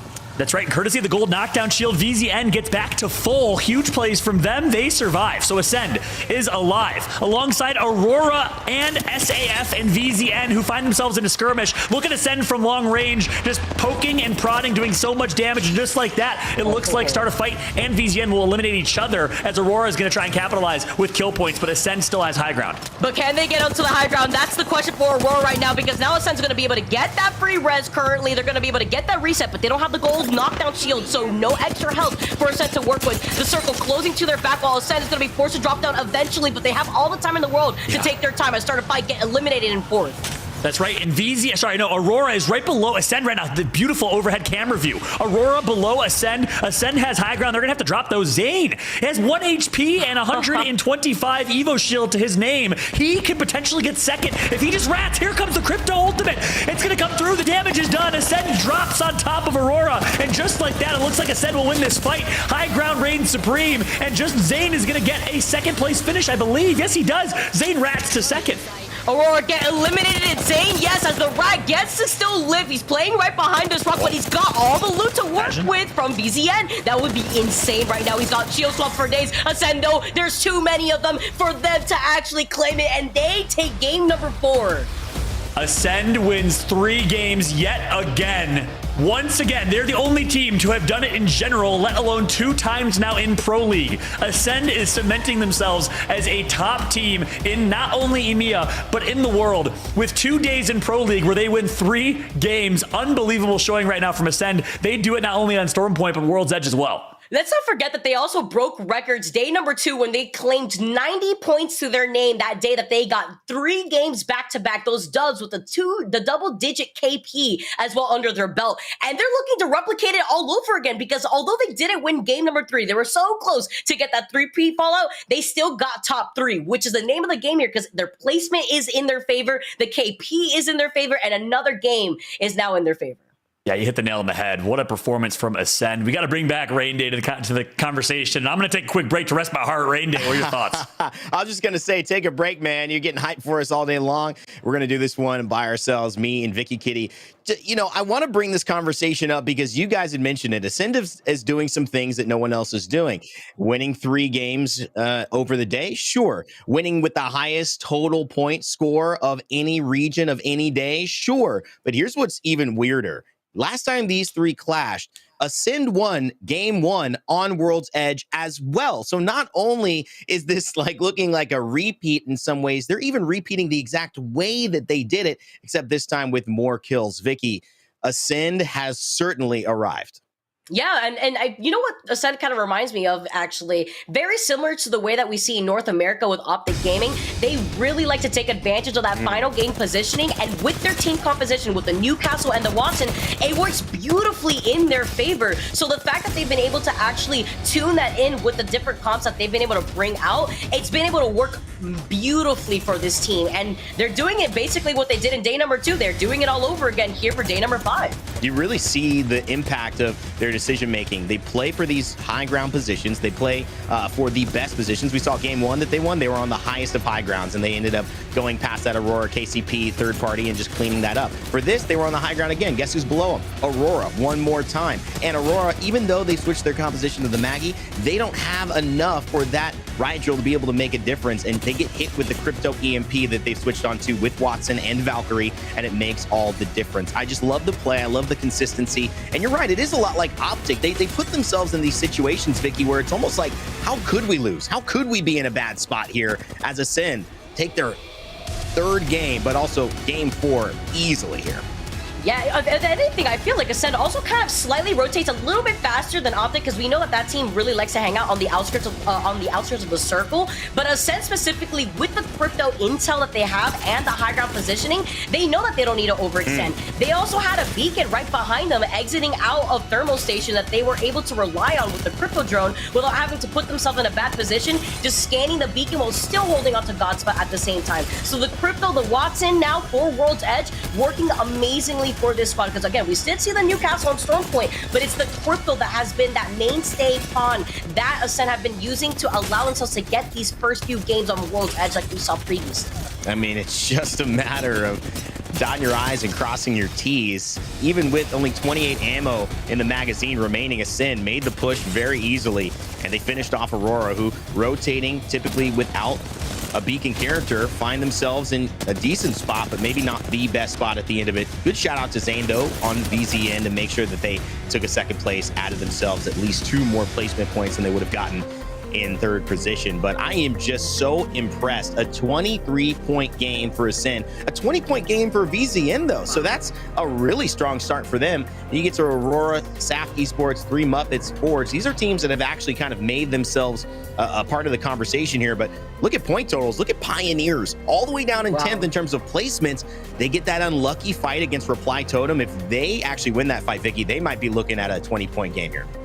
Yeah, that would have been crazy here, but they still were able to secure 7 KP. So very impressive outcome here for KCP, despite not getting the placement that they desired. VZN also really needed this 11 KP second place finish against Ascend, who ends in another double-digit situation like we saw in their other previous competitive day matches. Aurora, though, like you mentioned though before, as a team that doesn't rock a beacon character, the fact that they still find themselves in an amazing position to work with to still get top 3 is always very impressive because they're running a very unorthodox composition.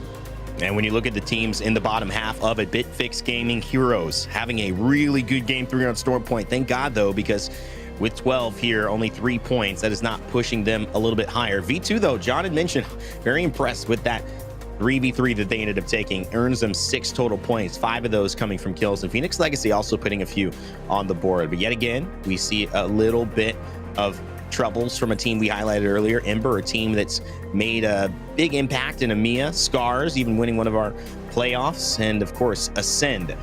Look at this, on pace for yet a 90-point day, but maybe even more than that. I kind of look at these numbers, Vicky, and if you look at every single day, if you get above 60 points in North America, you pretty much guarantee first, at the very least second. If you get above 70 points, you guarantee first or at least second, but no one's gotten over 90 except Ascend, and it looks like they're on the pathway to not only just numbers-wise, but in terms of impact-wise, say that we are here to stay, and there is really no one else that can compete with us. What are you going to do about such a huge gap between Ascend sitting in first and Pioneers that have, what, 40-ish points right there? Ascend with 72 points. So that is just absolutely insane to see that huge gap between first and second place alone. They're probably feeling very comfortable because we are going to be moving on to game number 5. There's 2 games left, but like I've mentioned before in previous broadcasts, Rain, I love going on to game 5s because that's the game that determines a lot of things for these squads to know how they should be playing that game, whether they should play extremely aggressive or are they going to be playing a lot more passively. It's the one chance for KCP and Aurora to do something and make a move. Will Ascend keep on top? We'll find out right after the break. Apex Legends Global Series Monster Energy, your official energy drink for the ALGS.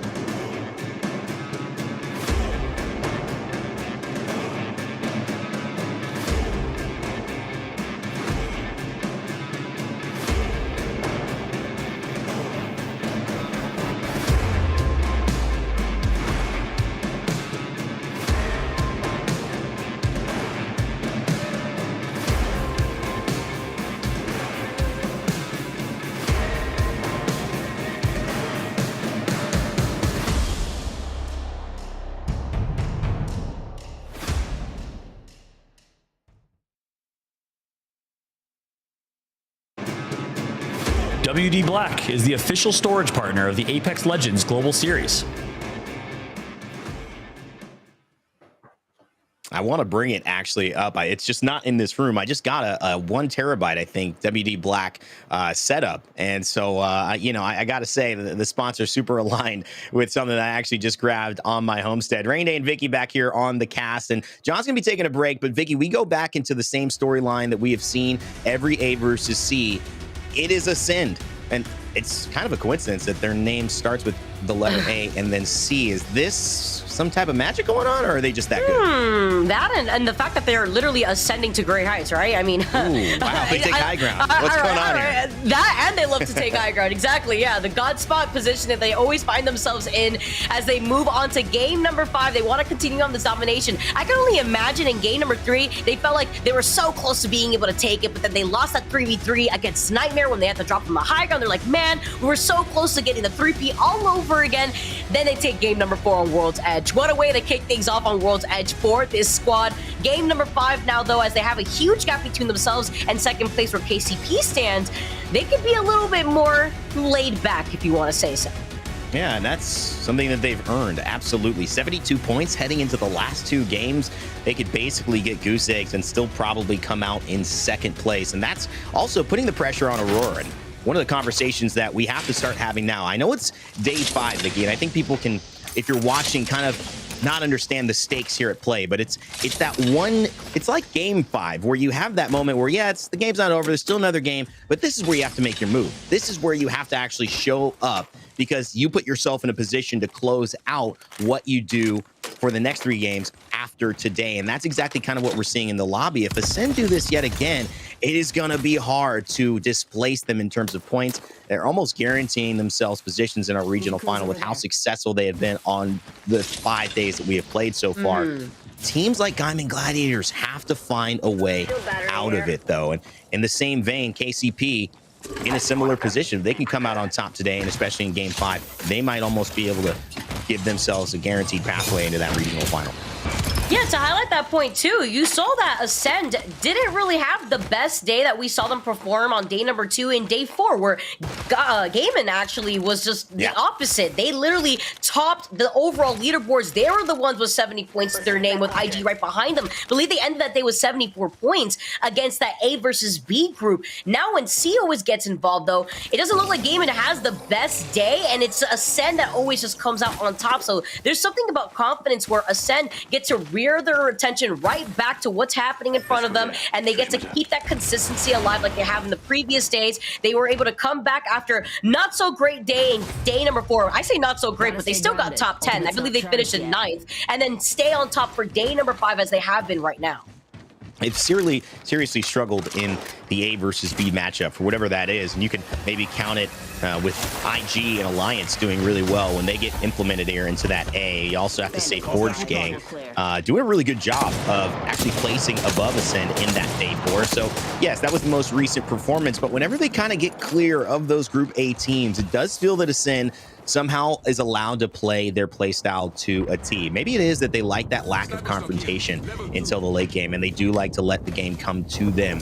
And maybe there's just too many squads. You add Aurora, but then you add IG, you add Alliance, teams that are thinking alike and also want to fight with the skill to do so, that maybe throws off the consistency which Ascend find themselves having in the A versus C matchup. Still, though, we see Game Ward, team sitting in 14th, having a little bit of a go over at Skyhook against Turkish Stars, who are trying to reposition and maybe chase down the fight, as Ascend are already on the high ground where both skill feels the most safe here, sitting on tower. Oh, and getting a knock, too, off of that charge rifle, as you can see right there onto KCP. I like this position that Ascend is holding it right now, too, here, Rain, because with this position, we've sometimes seen the circle end up on that sniper tower, but it is one of those northern circles that could be a 50-50 between that no-name lot that's right next to them, as KCP are playing at a huge disadvantage after losing out on Sir Del from that charge rifle from Ascend. As KCP are highlighting our northern spot, trying to stay alive in this bunker. It's going to be like this all game long. This is one of the most contested and desired locations, but Nasky fires right back with the 301, lets a couple of headshots ring and say, not this time. This is our truck, and we're going to hold on to it. the best we can. If we do get a chance to highlight where the circle is ending, you'll get a bigger picture of the zones we were talking about. Sometimes it actually ends within trials and right outside of it, and that's what you were talking about, the benefits of having that top tower, Vicky. You can rotate either to this left side where it might end on the buildings KCP is holding, but also if it swings right, which we've seen before, you have a really good angle, not only to fight before you have to drop down, but just to make a very quick rotation and still get involved and have a chance. Exactly. That's so important too, because we've seen the likes of even TSM do something very similar where they hold an angle where they want to call out for a circle pull 50-50. In the case that they're wrong, they're a lot closer to the next circle. If they're right, well, they already have circle advantage. KCP, though, have to cut their losses after losing out on Surdell. They don't want to get stuck between other squads that are trying to make their way into that lot. Like you mentioned before, it's very highly contested. So they're just going to be able to back down for right now. They want to get involved in maybe some of these fights, or if they can, even deliver this banner to a beacon, because that's going to be their next goal. Game word with the wingman. YOLO taken out. Smoke from Bangalore. Psychop, what can you do with the iron sights and a purple magazine on the car? Not too many bullets. Working with resources. Hits one. Ooh. Can't get it down yet. Big headshot. Or at least near the head. Takes him down. And he'll buy a little bit of time, but it's just Psychop for game ward. Is he going to bait this? Last kick. They might not have pushed with two. Was there enough time to get the pickup? And maybe that was just one. And Psychop, can he do it? He finishes off at least Limek, and he's going to get the shield swap, which is exactly what he needed to just buy some more time, Vicky, and make this a possibility to get the banners and get out of here alive. This is actually insane. The fact that he was able to get that shield swap, the other player was not there to contest him. As you can see, that knock player just trying to crawl towards his safety. They try to get Surdell back, but in the process of that, Max strafing falls incredibly low. There's another squad that's just trying to contest him. Not going to allow them to get that res very easily. I love John bringing up Zinedine Zidane with the World Cup in full flow. Spain, Germany taking on each other right about now, but this is definitely where the heat of the action is in the ALGS. Seeing our EMEA representatives go toe-to-toe with a wingman in hand. One headshot, it's not enough. Turkish Stars under pressure here. Kralix falls as well, and it's just Spozej to try to do something miraculous, and it seems like it's not going to happen. Turkish Stars eliminated this time around in game number 5. KCP may be able to count their blessings there in that situation too. Unfortunately, you saw Max Strafing get finished off. V2 now inside of this building instead here. 17 squads left. Amphi gonna get rezzed right afterwards. Can we see the shield swaps? Yes, we can. We're gonna just be able to try to go for a quick reset. So many teams already in that lot that we saw earlier that KCP wanted to hold on to. Sen still probably in that sniper tower. A lot of squads that are gonna be trying to figure out a way to get right through trials, but there's that charge rifle, that pesky charge rifle still coming off to the side. That's such a good weapon value-wise. We're seeing a lot of teams commit to it. In fact, it's been on, I believe, post-kill nearly every final game. You can see it right there, actually, from the tower that they've got set up.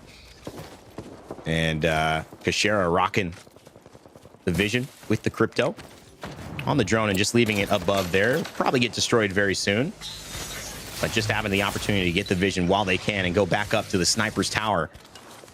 Now on Olympus, sometimes it's felt like that location, just looking down from above at all the spectators living their lives below. And it's really where Ascend has put themselves, hasn't it, Vicky? Just above the rest, a cut above the rest of this tournament in terms of just their consistency and their finishing power. And I mean, that's part of their story, right, Vicky? Like, they know how to win games. And it's sometimes been to the chagrin of other teams who in match point formats, you remember Gaming Gladiators Alliance taking it to 10, 11 games in one of our playoffs. And guess what? Ascend ends up winning, causes a whole ruckus in terms of, well, that's not fair. And it's like, well, you know what? I think part of the quality is being able to win games. That's what you need to do in order to be a master, be a champion here at Apex Legends. They certainly do that. Absolutely, and that's why their positioning has just been so good, because let's take a look at their positioning right now in this sniper tower. Even if the circle pulls away from them, they're trying to bank on the fact that their other squads that are going to be rotating to their 6 are going to get cut off by them holding on to this position. It's going to be tricky because it's going to be squads probably on the high ground of trials that are just going to let them know in advance of other teams are already going to be rotating in their direction, so then they can fixate the crypto attention on the lot that they're already looking at right in front of them. Instead, you can see some shots getting taken on them, and you can see the pings also right behind them. So there's probably already a squad trying to rotate through trials at the moment, and other squads now also rotating from the southern side, leaving Lava Fisher as well. Post kill back on that sniper rifle, and you're exactly right, Vicky. It's just the strategy of being able to have presence everywhere you go, even if you're trading a little bit of damage. Think of what you're really trading. You're trading one of your 8 shots in your charge rifle for maybe a shield battery or 2 to 3 shield cells for whoever you hit. That is a huge takeaway of resources. You can just see it right there. Post kill, so impressive. With just the way that they're hitting those shots, barely a thing has happened, but already 1,000 damage sitting on this tower. I expect that'll at least double as we head towards the game. Ember, though, a team that I had highlighted earlier, and very interesting hip fire sentinel shot. I like this, you know, maybe the highlight moment potential there, but Ember still not where they want to be points wise. A win for them, if they can hold this angle, hold this building, would be massive in terms of their placement points for the end of the day, Vicky.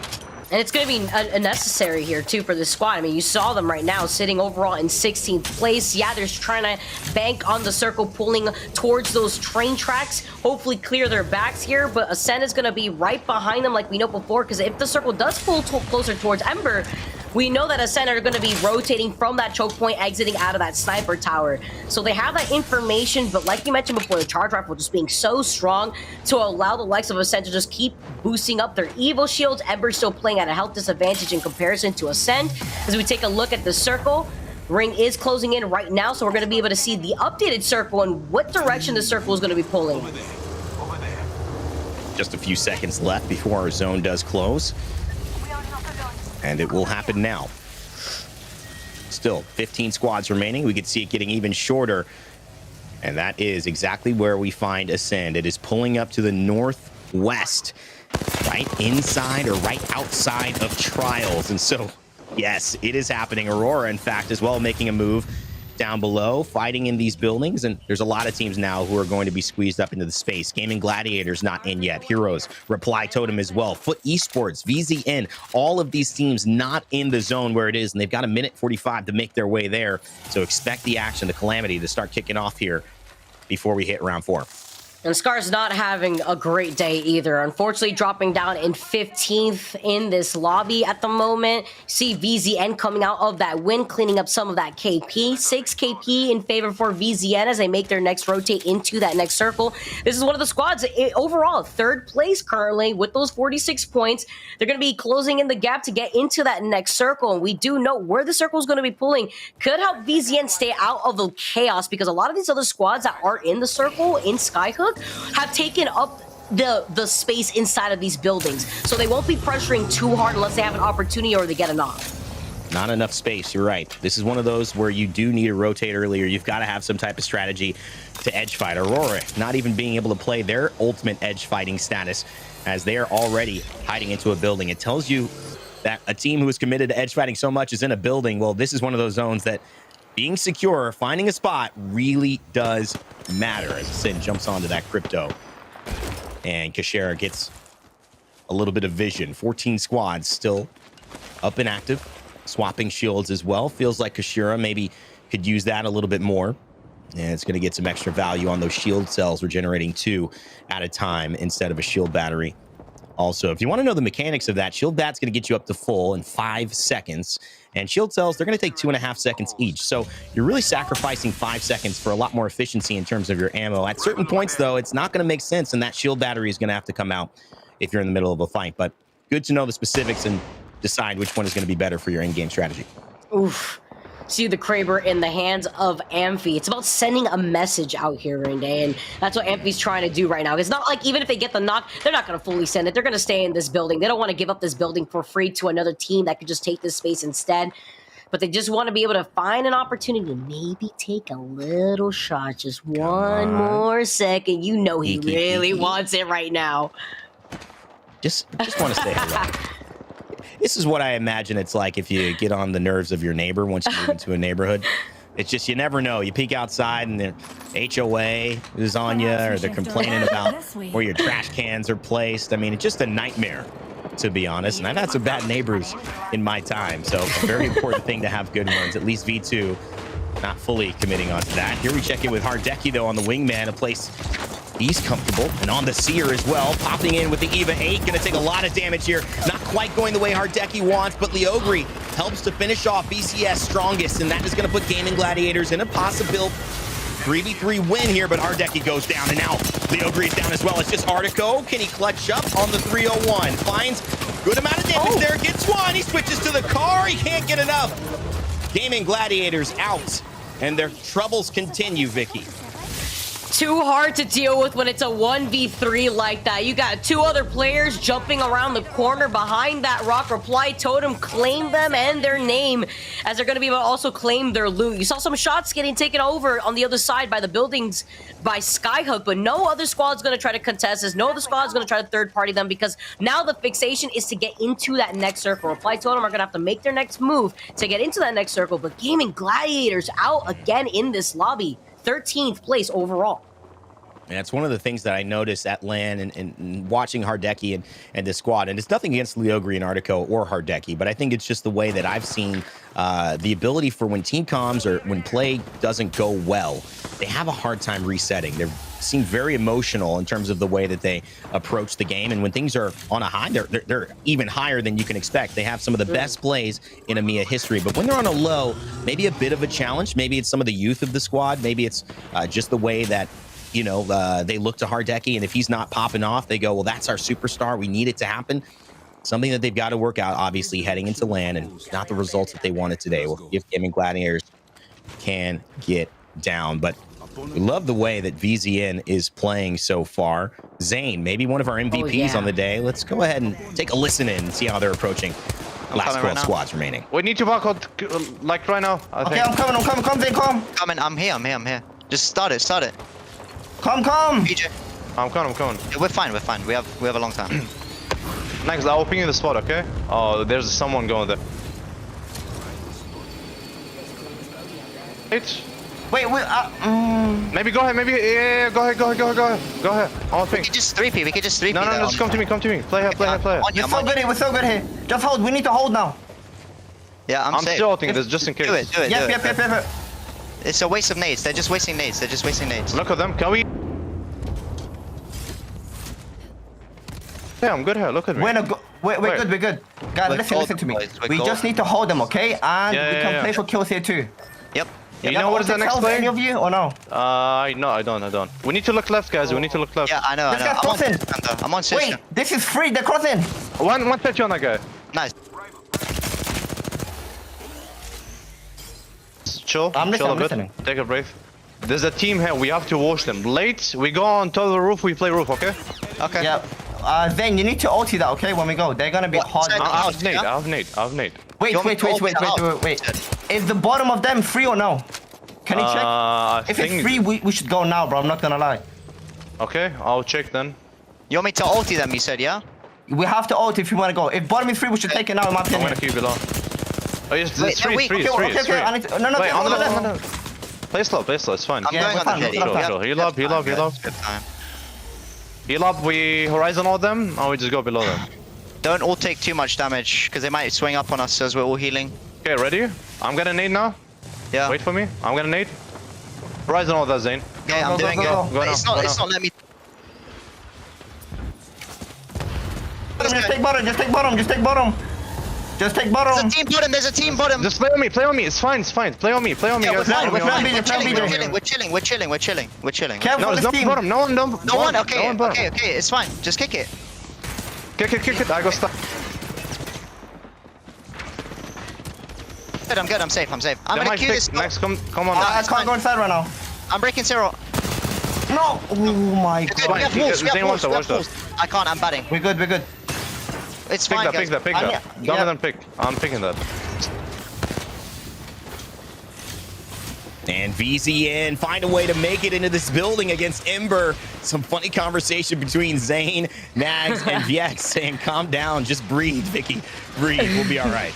It can be intense, though. There was spaghetti thrown all over the floor right there. You saw that they were trying to ping to see if there's any squads on the low ground of that building. They were willing to share some of that building space with the squad that's hanging out above them. I believe that is Ember playing that out too. VZN are playing out of their minds right now. They're looking to continue on their domination as Ascend now playing off the back end. They know that their 6 is covered. No other squad are going to be rotating right behind them. So they're in a very great spot. Meanwhile, the two other teams right in front of them are forced to have to fight eventually here. I'm wondering what Ember's going to do, because they have Ascend in their line of sight and they already have the information that VCN are playing underneath them.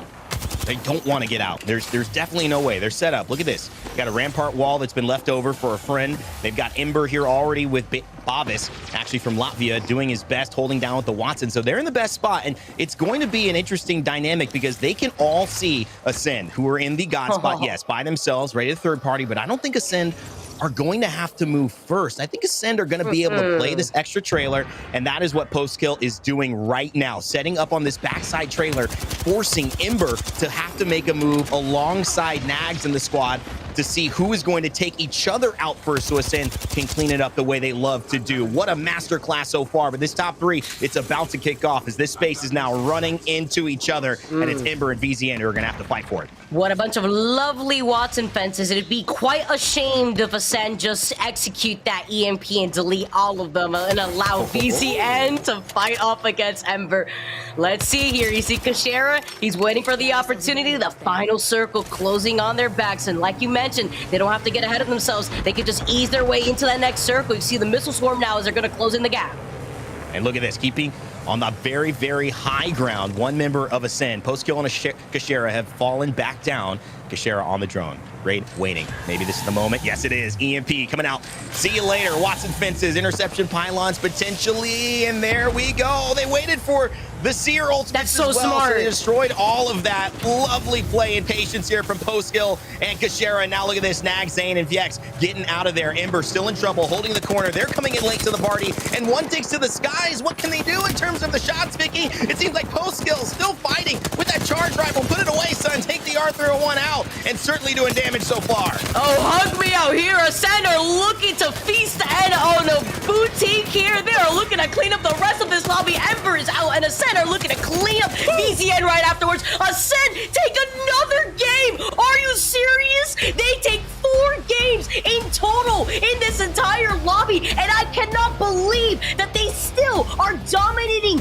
every single game that we've seen so far in this day 5 in the EMEA region. What patience paying off for Ascend, waiting out, not just, let's forget the Watson fences, let's forget the Watson, etc.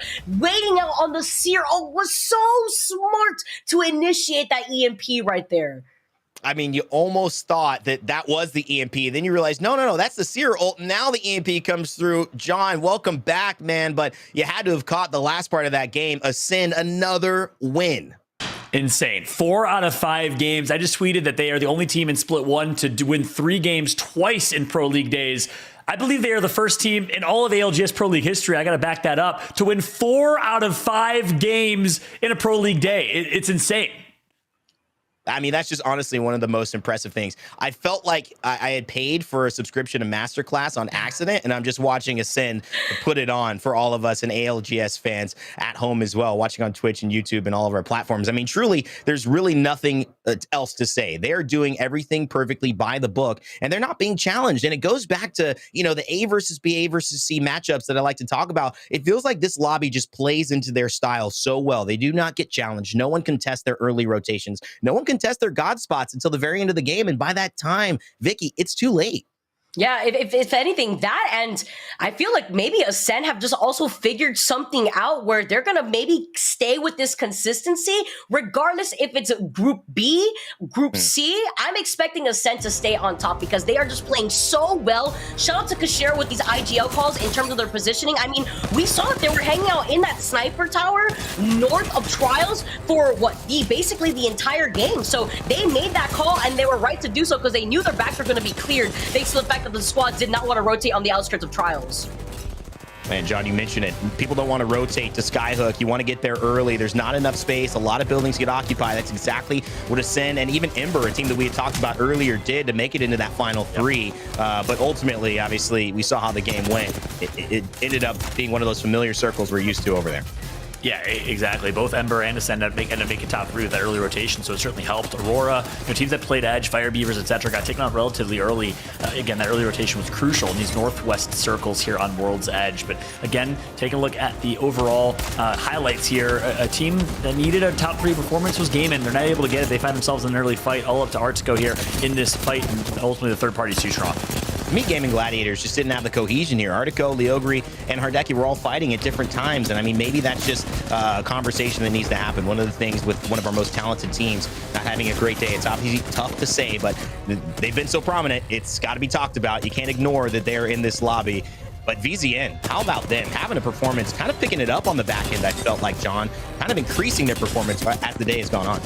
Yeah, that's right. I mean, the last two games. Last game was insane, a high kill game for them. They performed incredibly well, and then they do it again here at the top 3 finish in game number 5. Really, really impressed by this team. This is a relatively new team, a young team. They just picked up Nags, who joined this roster and had an immediate impact. I've been impressed by this squad overall, Vicky, as we obviously take a look at this final circle. They didn't get the first place finish. Ascend dominates and gets God Spot for free once again. Yeah, they did so well. And just to kind of rear back and highlight VZN, they desperately needed a day like today, because I believe in the overall standings, they were sitting in 29th in the entire EMEA region. So having these pop-off performances is going to do wonders for VZN's overall score. It was that day 5, game 5 kind of conversation where now it's not the end, but this is where you set up for the end. And VZN certainly did not disappoint. 16 points, that's a good game by any measure. And Ascend, not even a 32, 33-point game that makes us go, that's the biggest we've ever seen, but it's their 4th win. And that is all that needs to be said. I believe they're over 90 points after game 5. We'll kind of confirm that in just a moment. And that's where they ended in day 2. I cannot believe they are pushing the envelope on their already insane performance so far. On the back side of things, though, John, a couple of teams hanging out in this bottom 20 that, we're sad to see. That's right. I mean, 2 teams in particular. Nightmare, after a really consistent and solid Storm Point back-to-back second place finishes, down in only 2 points here. Kansas City Pioneers, I believe, got griefed early on by Turkish Stars. They got taken out early, and KCP was the only team, only 10 points behind Ascend, that had a chance to fight for first after this game that they had, and again, after the game that Ascend had. No chance that Ascend is losing this competition going into game 6. All right, well, let's take a look at how things have gone. Are you kidding me? That's right. If your mouth is agape in the chat, I don't blame you. So is ours, even though we're off screen. 94 points for Ascend, and we aren't done playing. This lobby needs to step it up if they're going to stop the Giants on top. It just happens every A versus C. It's going to happen again today. VZN, Pioneers, Heroes. The other thing I'd mentioned, top 2 through 7 in that game, Fallout and Vicky, it was only 17 points that decided that 2 versus 7. So right now, heading into game 6, Fallout, it's still really anybody's chance to get themselves in a good position and grab some points. Yeah, that's right. It's a race for second place. We've seen this before. We saw it actually, it's kind of deja vu. We saw it with Ascend in day number 2 with their performance. So we'll see who will end up, creeping up to that second place. But what's important to note about that, Brandon, it's a great point you bring up, is there's only like 15 to 20 teams that separate like second or third all the way down to 14th, 15th. Mm-hmm. So, we saw it in North America last week. Tripods was in like 3rd, 4th place. They ended up getting 10th because of how close and volatile the lobby was. Same thing here in EMEA, where any team can break into the top 5 right now. Obviously, no team's going to be winning first place other than Ascend, but a lot of opportunity to take home Pro League points overall. And Vicky, this final circle, I mean, it's just a masterclass from Ascend. They played it perfectly, and the timing on this ultimate was just a beauty to watch. Absolutely. They waited perfectly for those seer ults to get sent down. Look at Kashira just waiting in the ult at the same time. Post-kill taking an off angle, just waiting for an opportunity. They're not going to fully send it. Double seer ult comes out. Here comes the EMP, deletes the seer ults. They won't know exactly where Ascend is going to be approaching from. And at that point, it's all scrambling for the rest of the teams to have to funnel outside of these buildings. Huge. Unfortunately, here for VZN, yeah, they could try to reposition, take that gravity lift, and try to send it onto Ascend. But Ascend have the safety of the fence line to make sure that the third party was not there from Ember to actually contest them. I love that you mentioned the fence line, because it doesn't feel like it's doing much, but that's why no one's pushing. You'd have to really wide swing out into the open, and Ascend are hugging that little fence in the back, so you would put yourself in a complete exposed position, and it allows Ascend to attack when they want to and basically not be attacked. This combination of Newcastle, of Watson, and then of Valkyrie on Storm Point, but then of course on Crypto with Watson and with Valkyrie on World's Edge, to me, it's it's just beautiful Apex Legends. And, you know, I want to go to you, John, too, because this is one of my big things. I feel like we have slept on Ascend. I feel like as casters, I think the community has not given Ascend their credit. I don't think they've gotten their flowers yet. They are a winner of a split playoffs. They haven't done it at LAN, but no EMEA team has done it at LAN pretty much. And we've got to say, Ascend are looking like favorites to win at this point.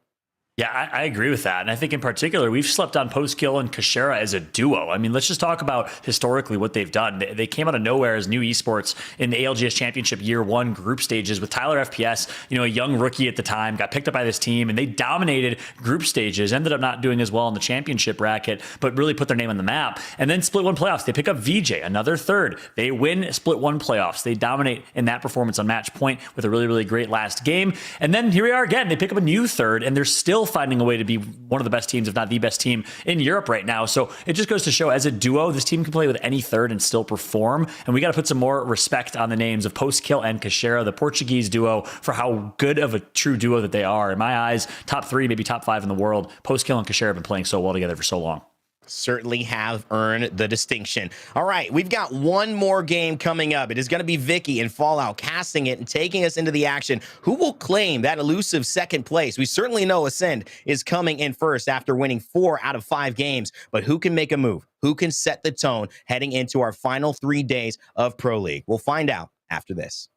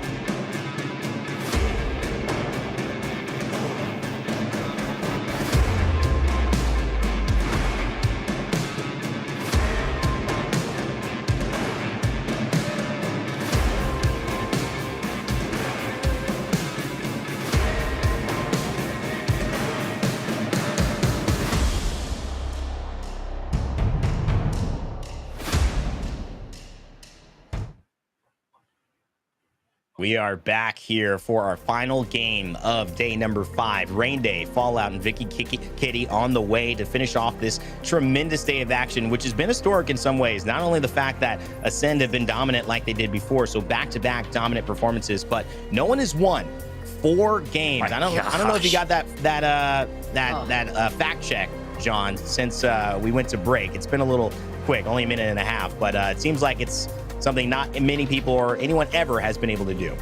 Yeah. And honestly, at this rate, 94 points going into Game 6, they might set a record for most points in a single Pro League day as well, Rain Day. I think the one that holds that right now is Optic Gaming in North America. I think they had like 123 or 124 and in Split 2 Pro League. So I'm interested to see if they can win another game here. Certainly no team's ever won 5 games. And on top of that, they could take set a record and make history for overall points as well. Yeah, Vicky, their performance, it's just been something that has been almost really hard to imagine could happen back to back. I know people thought that they would come out and do well. I know we kind of set that up early on, but this seems like there's something else going on, and maybe the rest of the lobby needs to start paying attention to how Ascend is rotating and moving here through the ALGS. They certainly feel like they figured something out in this meta. Yeah, all I can remember is just think about the time where Fallout and I were holding onto the flag from Ascend, and we were just cheering them on out here, the Portuguese flag. And it's always nice to see them carry on that energy still. And like what Fallout was talking about before, mad props to Postkill and Kashera to be that consistent duo, and of Lufka, of course, being able to match that energy with that duo, being able to perform as well as they have been. Because after a performance like today, I can't wait to see how the overall standings is going to shake up throughout the entire EMEA region. Well, you know, we're always fighting not just for the win. Obviously, that's going to be a statement, but it's not going to get them any more points than another first that you won by 1 point would have gotten you, because that goes in your overall total, heading us into the regional final, which is on day 9 here of our Pro League. But if you're talking about a team that's going to get, you know, pretty close to these points, even though they didn't dominate that way, John, in your eyes, heading into game 6, who's that team you've got looking to perform, looking to maybe make a statement here as we close out the day? Yeah, for me, you'd obviously expect us. We've highlighted Game In and Aurora and others a lot, but it's actually KCP. I think this is a big Game 6 for them. Whether or not they can clutch up in Game 6 and take that second place spot will show, does this team really a top 3 team in Europe, or was their week 1 performance just a fluke? Since that week 1 dominant performance, they got 4th place, I think, in day 2 or day 3, but even Nasky tweeted, we didn't deserve 4th place. We kind of got lucky in a lot of ways. So I want to see KCP stay consistent. I want to see KCP perform here in game number 6 to prove that they are one of the best in the world.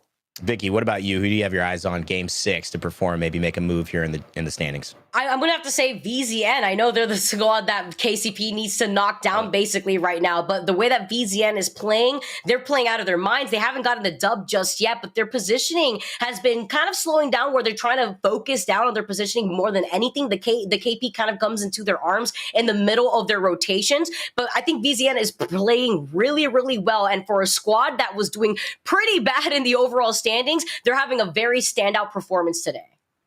One of the things I think we're seeing too is the maybe meta shift here that I don't know if it's going to be a reaction that quickly happens. The crypto coming in and making a huge impact for Ascend. Will it be stopped? Will it continue to counter this heavily Watson picked meta? We'll find out, because somebody's got something to prove here. The rest of the lobby besides Ascend, as we head into game 6, our final game of EMEA. John, Vicky, take it away.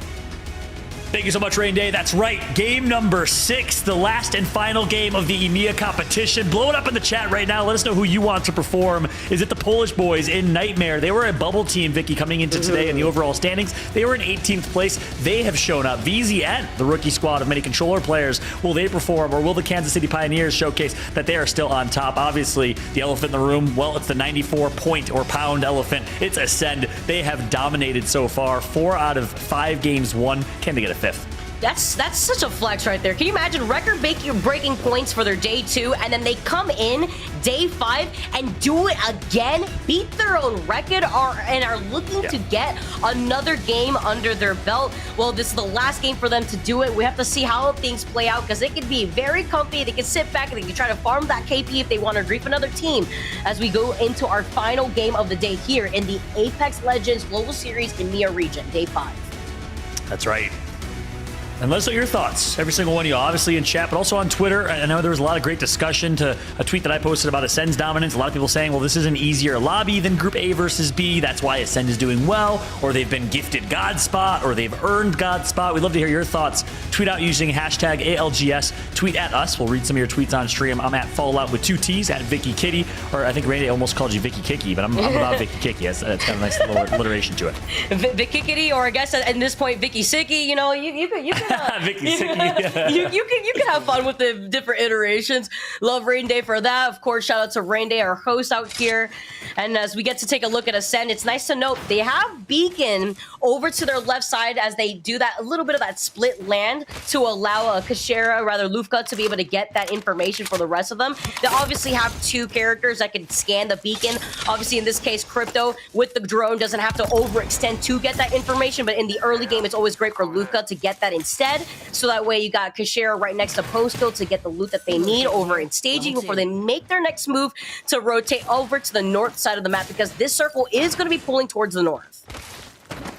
That's right. Once again, a northern circle, which means Ascend, well, they'll have a chance to rotate early here from staging where NRG drops in North America. Ascend's been taking that spot for themselves. It's going to be more of a northeastern finish here than the northwestern finish we saw last game. So that means a lot more snow, maybe a little epicenter, maybe a little climatizer. We'll see where the zone ends up pulling. But teams like Aurora will have a chance to rotate quick alongside Fire Breathers and others. And in Gaiman, Gladiators actually will have a chance to fight on edge and maybe get some kill points that they so desperately need. And that's a big story here in Game 6 as well. The teams that are far behind in standings, expect them to play a lot more aggressive on edge. Expect them to grief a few teams because they know they need the points.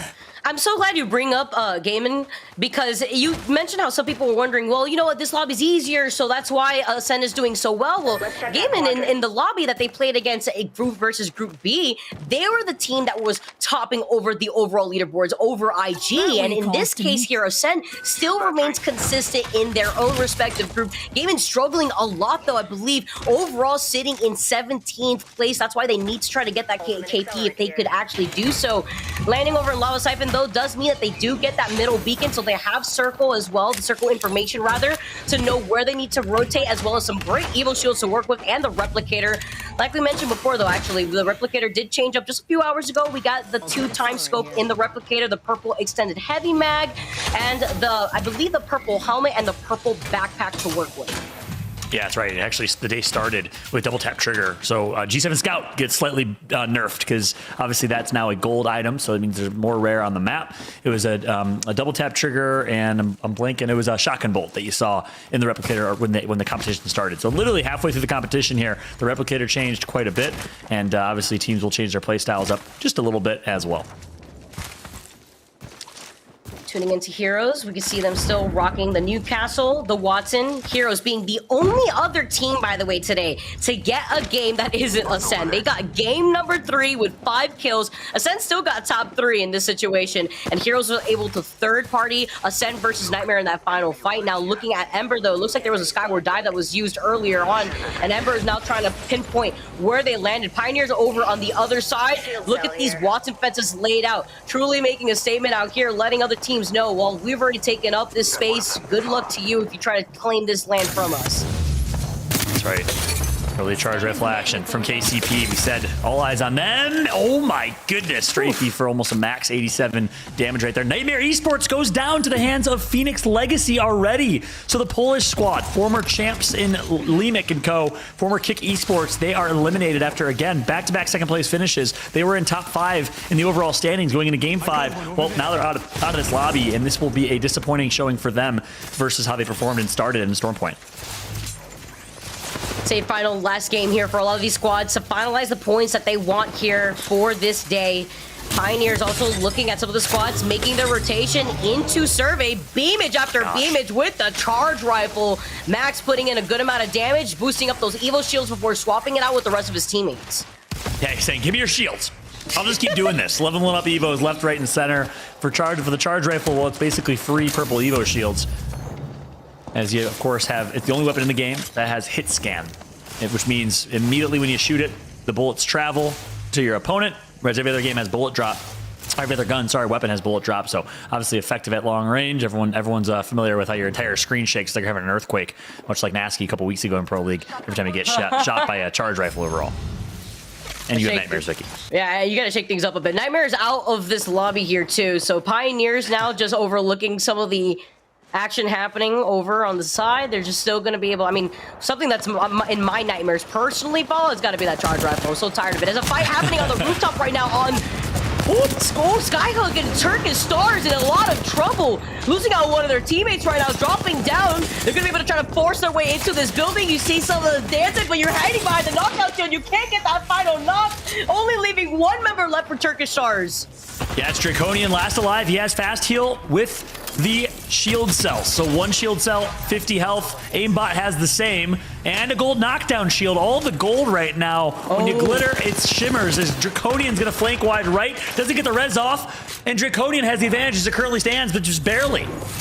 But this fight is lasting a little bit too long. Gets him a finish shot right here as Aimbot is going to be able to get that crack. He's going to fully send it in. I mean, he has the advantage right now. He's going to hold the door. He's going to break it down. You pop one shield cell, but is it going to be enough? I love this. We're feeling 5, but Game Lord lose the trade. Draconian comes in clutch, and Turkish Stars stay alive. You gotta be kidding me. Draconian getting hunted says, don't you dare break down that door. I will make you pay. And again, we've all been there before at Apex. It's a conundrum. Do I break this door and take the 1 second stun where I can't shoot, or do I wait? Well, guess what? A lot of confidence right there for Aimbot. Broke down the door, Draconian made him pay, and wins the 1v1. That is huge. Oh, man, I'd be so mad right there. And you know what also helps right there as well as Draconian was able to pop that one shield cell, and with the gold Evo, you were able to get 2 of those shields bars healed up. So that also allowed Draconian to put himself right back in the fight split with a better health advantage. So now they're going to be able to come out of that fight. Their hearts pounding in their chest right now, so that way they could see if they could get that banner for their third teammate and see if they could get that res. Yep. And V2, now still alive, has a chance to continue to prove and show that they are the best team coming from France, as the former Psychop Le Site de France IGL is done. Game Ward was in 14th place going into Game 6. That'll be like a 17th or 18th place finish, perhaps, depending on how things shake out. Not the best showing for Game Ward. Another disappointing finish. Well, they're going to have to go massive in days 6 through 9, the last 3 days of Pro League. This is day 5, by the way. I mentioned earlier it was day 6. I was incorrect. This is day 5 of competition. Day 9 is the last day of competition, and then we'll have the regional final, which is basically like another Pro League day. It's a chance to earn Pro League placement points, but only the top 20 teams qualify for the regional final. So top 20 is what everyone's going for. Yeah, and that first place spot, obviously, for that regional final is going to determine who the last squad is going to be making it over to playoffs. So, such a huge day that's going to be. I can't wait to watch that day of Pro League, but we still got so much more LGS action to go through before we get to that point. Pioneers now hanging out on the high ground still. They have not left this spot, and as they should, because they have the information from Nasky being in that crypto drone. They're also negating any sort of rotation from any squads that want to rotate from the northern side of Skyhook through those train tracks. We do see a lot of congestion, usually from some squads that want to exit out of Skyhook to get from the north side of Survey Camp, so that way they can avoid a lot of the altercation that comes from leaving Fragment West. Yep. Strafey still using that charge rifle from a distance. All purple Evo shield now for them. Chaco gets a knock on Maliwan. That's huge. Aurora goes down. We'll see if they can fight back, because Maliwan is out of the lobby. Maliwan was playing as Catalyst in Storm Point. Now out of this lobby and eliminated. As things are slowing down a little bit, Ember nearby, crypto drones flying and soaring. I'll take a moment. I mentioned earlier, we'll read some of the tweets that are sent. Big shot to Sabriel saying, yeah, I'm a big fan of Pioneer's play style. Much more aggressive like Furia, more fun to watch them. We had FaZe who was talking about this lobby, Group A versus C. Big shot to Isak Wahlberg, who's talking about Ascend's play style, again, being a little bit more boring to watch, but it's been effective. You got to give respect to them. And then big shot to Cheetah, aka Ewan, who's talking about Lufka as the recent pickup, has been engaging all day long on Twitter. So once again, make sure to tweet using hashtag ALGS. I'm at Fallout with 2 T's, at Vicky Kitty. We'd love to hear everyone's thoughts and who you think is going to perform here in game number 6. As things are slowing down for a little bit, we'll take a moment to highlight every single one of y'all. But jumping back to it, Ember, one of our rookie teams here, a young Hong Kong, the entire squad hailing from Denmark, with an opportunity to perform here in game 6. Saw Max Strafey hanging out inside his own little box saying, I'm going to sit pretty here. I'm okay. Hang out in my own box. Aurora in some trouble, though. Lost out on Maliwan being on the Caustic. We noted before that Aurora loves to run the Caustic, Mad Maggie, and Wraith on World's Edge. Look like they've been in some trouble with the squad hanging out to the high ground of Epicenter, wondering who's on top of them right now, who's sharing this real estate. They are making a lot of noise, and it's going to be Heroes, actually, that are on the high ground. So while you currently see Aurora making some of the noise underneath Epicenter, I'm expecting some squads to start rotating on the outskirts of Epicenter to maybe get involved in this fight. Yep. Give a big shout out to Ranches, the sole Wraith in all of ALGS in competitive Apex. Thermite's going to be ticking for, speaking of Wraith, it's Wrath here on high. We saw Chaco get the knock on Maliwan and elimination earlier. Well, this is how it happened, is with high ground. Was able to catch Maliwan slipping, and obviously Caustic, one of the bigger bodied team characters in Apex, gets taken out and gets focused.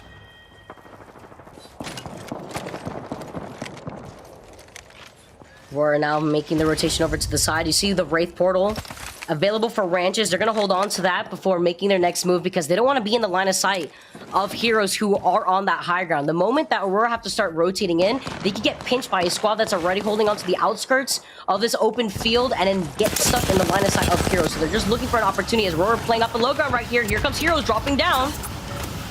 That's right. Heroes finally going to take that 3v2 advantage that they have. And Aurora, if any team can fight a 2v3 with success, Aurora. Heroes trying to say otherwise, though. Here comes the push. Watson fences down. But another team's going to enter the fight. And Chaco goes down early. It's given VZN, a team that's been dominating the last 2 games. They continue right where they left off. VZN moving in from the high ground. They were inside of those buildings that actually overlook Epicenter, so Aurora is still playing this as a duo, still having the advantage playing from the inside of this building, inside of the sniper tower. They're getting pinged by charge rifles, they're getting pinged by G7s. Nowhere is safe. They're hiding behind the pillboxes, and VZN playing this so passively. I like this call from VZN because they don't have the full information. Yes, they have the Seer, but they're not going to use a Seer all outside the circle for a fight like this. They don't want to get ahead of themselves because they want to prioritize their rotation into that next circle. Interceptor right here. Heroes will get back to full here. Hitting reset, courtesy of Newcastle. Again, one of the most underrated parts of playing Newcastle is his passive, his res. Aurora not able to capitalize on the knock for Uchako to try and get revenge, so they're going to have to back out and reset. 17 squads remain as the 3 Muppets get eliminated, make it 16 in our game number 6. Ranches barely gets the shield bat off and needs to somehow, some way, find a way to turn this horrible situation as a team of 2 into a top 3 finish if they want some more Pro League points. What's unfortunate here is that Aurora's game plan in Epi was to get the res onto Maliwan, but they were denied that opportunity between Heroes and BZN. So instead of trying to overextend and risk that for themselves, they just ended up turning around saying, all right, the circle's going to be closing in soon. Let's not make any more noise than we should. We're going to back up and we're going to be able to try to maybe get a res elsewhere. BZN also backing up, understanding that they didn't have the advantage that they wanted, so they didn't want to fully send it onto a fight that they didn't have all the information for. Yeah, they didn't have all the information, and there's 2 other teams, right? So they risk pushing one, they're getting third-partied, pushing the other, getting third-partied, let alone 4th or 5th parties that come through from other teams. So, one would say, obviously, it's a chance. You get a knock, the other team's down to 2. If they would have had that intel, maybe they would have pushed, that they had a 3v2v2. But instead, they like their chances, they like their positioning. Ultimately, they have a great spot right now. Why give that up? I like that decision not to play. Yeah, I like their positioning here, too. They have the slight high ground over all the other teams that are already in survey camp that have taken up the buildings inside of there, too. See some of the squads playing on the mouth side of the train tracks that lead outside of Skyhook. It's going to be Scars that have been having a pretty tough day versus B2 right now. B2 losing out on 2 now in this situation. Can Joke fall away? See, LZ Hidan now going to be able to back away. You see the grenades getting tossed in his direction, right in his face. The missile swarm as well. Scars aren't going to fully push in just yet. Hidan manages to pull off the res. I don't even know how. And Joke is still alive. Yeah. Zinedine Zidane, reincarnated here in Apex Legends, survives, last alive for his team. And here we go. He's going to turn and absolutely melts one, but immediately gets damaged right after. Accidentally hits the med kit.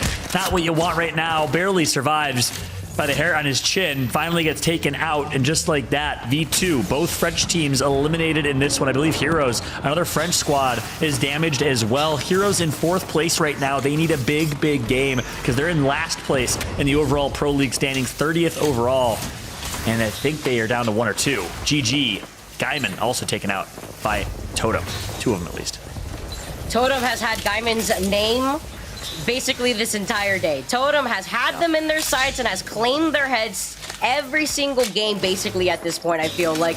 Ascend inside of this building though, as we take a look at where the circle is going to be pulling, I just want to highlight that's exactly where KCP predicted the circle to end. That's exactly where they placed themselves from the very beginning of the game. So this is going to allow KCP to really strive if they're aiming for those placement points. Yeah, that's a good point. Kudos to KCP. You also got to give kudos to Ember. They rotated right alongside them on that just north of them. So Ember and KCP best positioned here overall. They take both of those little crevices on the north side of the map, right by the train tracks. Ascend, well, they're not currently in zone. They're going to have to hit a rotation. No Valkyrie to do so, I don't believe, on the team comp. Actually, no, sorry, I take that back. They are running Valks. So they could hit a rotate with the Valkyrie if they have a chance to, but there's so many teams nearby that'll put them in a tough spot. They have the Cryptos. They'll get the intel from Cashera, much like Nasky on Crypto has the intel from the north side of the map. Also be so risky there too. Where do they go in this next circle? They'll be put in between Ember and KCP if they want to go into the mouth of where that train tracks is. If they want to be on the outskirts here comes a Skyward Dive. Let's find out where BZN's going to go. Ooh, a team barely sneaks around and takes them out as they ult.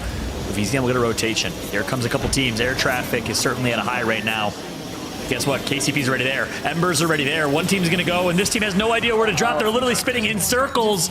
Mayday right now for VZN as they drop quite literally in the middle of no man's land. Here comes an ultimate. Where do I throw it? I don't know. VZN trying to find something to do. Finally decides it's to their left, but they find a little moment of respite. They'll have a chance to heal back up as I say that VJ down to 10 HP. You already know that the chaos is going down in those comms. The moment you see that black hole looking left, right, VJ going down. Zane getting the crack. Black hole getting sent out. The gravity lobby lift as Scars gets cleaned up. That's going to be Bitfix as well, cleaning them up over to the side. You see those 30-30 shots being taken over as Zane is going to be able to dance around this fence line right here. He's going to be able to find some of these shots with the car, but he's low on ammo. Yeah, they're literally playing a game of free-for-all right now. Zane and Nags just flying around trying to make the most of what they got, which is not a whole lot. Zane, with shield swaps for days, finds a way to sneak into the top 7, and here comes an opportunity to flank one team. Again, just wants to be as little and quiet as possible right now, pick up any KP that he can, Rampage in his hand, and still has 1 or 2 shield swaps to work with.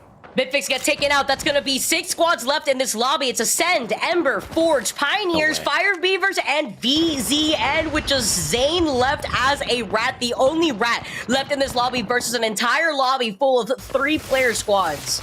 Zane and Nags, the British duo, playing with VJ from Iraq, somehow still alive. Zane last alive to Rat. KCP, we called out how great the rotation was early on. Well, they still are so well poised, well positioned. Here comes Ascend, trying to take God spot, and they're going to. They're going to go wide right and absolutely just steal like a thief in the night. Ascend with an opportunity needs to get these kills, and they do. But is KCP going to third party though? Yes, they will. No, they won't. No, they're just utilizing the EMP coming in. Actually, the EMP coming in confers KCP to now capitalize. They get the cracks, they get massive shots one by one as they fall. Ascend needs to sit down. I don't even know how they're still alive at this point. KCP finally cleaned them up, and KCP capitalized on the situation that gave them free KP when Ascend wanted to force their way into the space that Ember was sitting in. Yeah, and speaking of force, I mean, Ascend absolutely forced their way and stole God's spot. KCP capitalizes and says, okay, we'll take it from here. VZN, well, the last rat alive, he gets taken out. Zane in 4th place, though. Kudos to him, ratting his way to a top 4 finish. And now it all comes down to 3 more teams. It's Forge, KCP, and the Fire Beavers. Fire Beavers really need this here, too. They're playing up the low ground. They're trying to ease their way into this next circle. They don't want to get sandwiched right now, but they get called out first. Forge actually call them out, KCP out of the fray. This is KCP's game to earn right now, and they're playing off the sideline, so they know that this other squad has to go into their line of sight.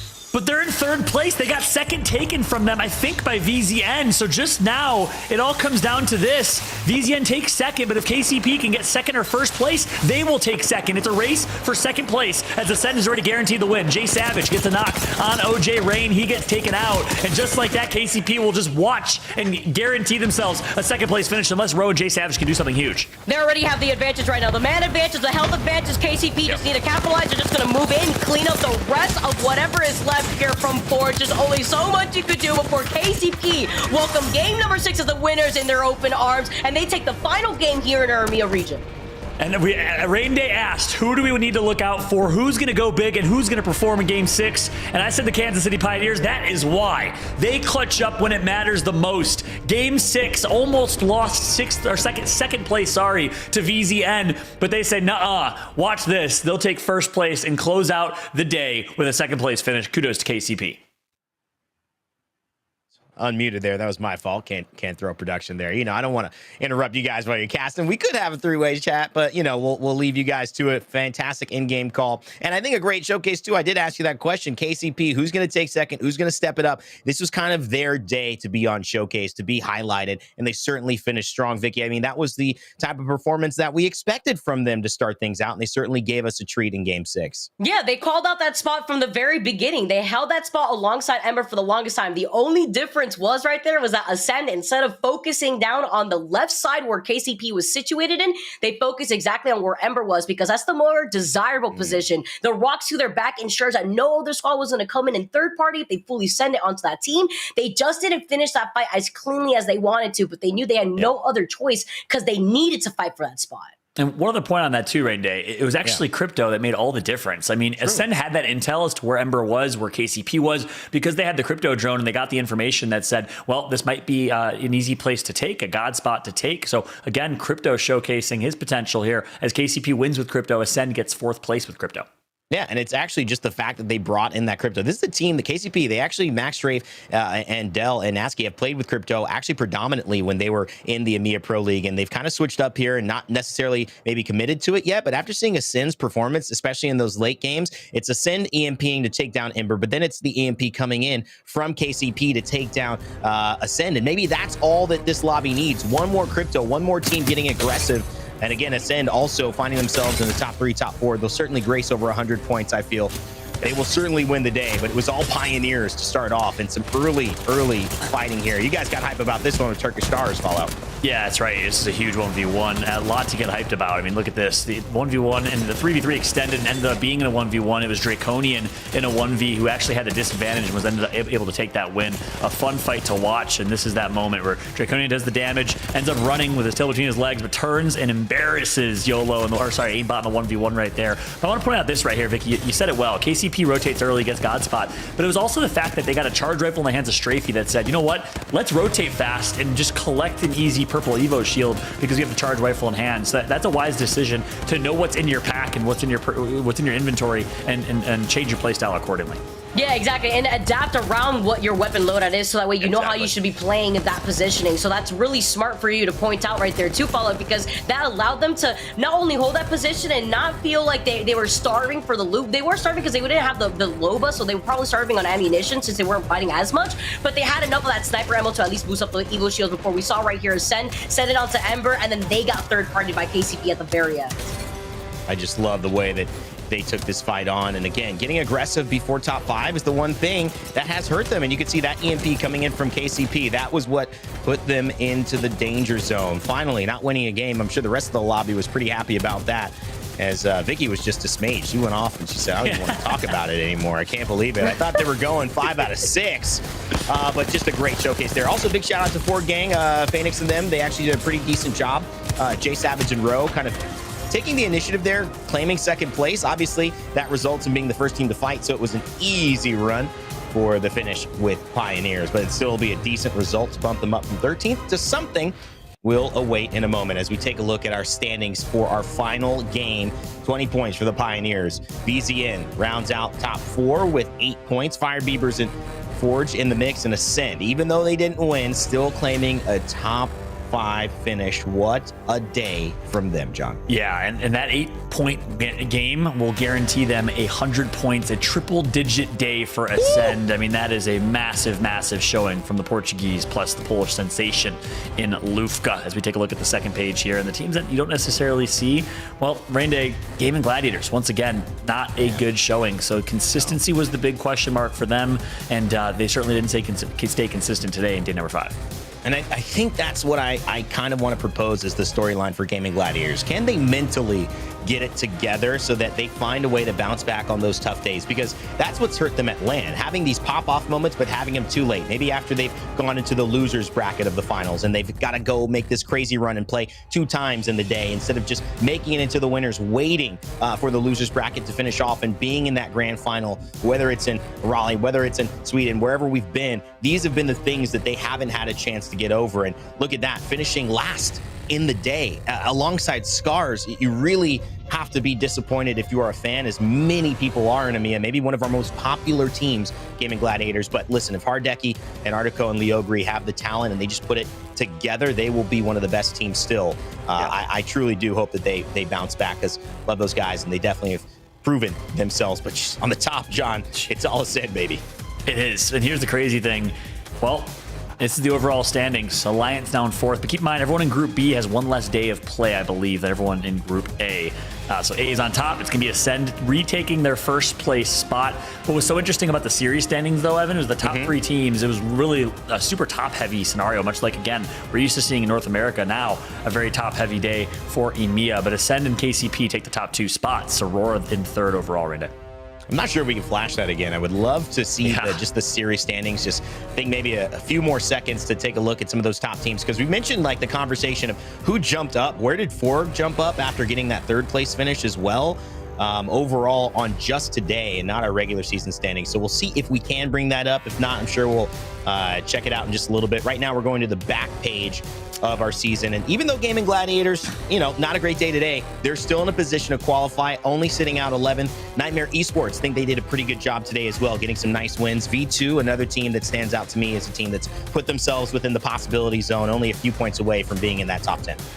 Yeah, that's right. Obviously that might change up quite a bit as we'll have Group B playing once again on Thursday. But Gaiman still in 11th, which means, well, they're going to qualify for the regional finals as things stand. They need to be a little bit more consistent overall. But again, what's at stake here? Top 20. 21 through 30 will not make it to the regional finals. 21st and 22nd still earn their spot in Pro League next split. 23 through 30 is huge because that means you are relegated down and play against the best challenger circuit teams for a spot in Split 2 Pro League. All right, let's take a look at who have been our stars of the day. Max Strafey, welcome back. 19 kills, and big shout out. Why did VZN have such a good performance? I think you could say it starts with a Z or maybe a Z for some of my EMEA friends. 18 kills there. And then let's just throw the rest of the entire Ascend squad between 3 and 5th. Yeah, and KCP, Vicky. I mean, not too creative, but definitely well-deserved. Yeah, KCP, you know, they were definitely out here, but can we talk about Ascend out here too? Back to back. I mean, not only the synergy levels in terms of being the kill leaders in their own respective lobbies, but also just making sure that they could get not only the positioning and the placement points, but the KP as well. Yeah, it's all. Go ahead, John. I was just saying one last thing. You also got to give massive kudos to Strafey. Welcome back to the ALGS for Strafey. It was obviously so sad not having a chance to watch him compete as he was taking care of his family and everyone in Ukraine. Our heart goes out to all Ukrainian players, but welcome back to ALGS. I mean, geez, this is an absolute slayer and fragger. This is why Nasky speaks so highly of Strafey as an individual talent. Well, you just saw it on display today. He performed out of his mind. It's a great point. One of the best stories in all of the ALGS. We're so glad you got a chance to see the performance today. And for those who've been watching, obviously, we've had some great moments from Ascend, from KCP, from VZN, and it always leads us to our final point of the day where we have to highlight some of our MVPs who took place in today's action. All right, leading this off, Vicky, I want to talk to you. You've been mentioning it. We've been talking about it. There's been a team at the top and a couple players, maybe one specific player that has really shown how successful you can be.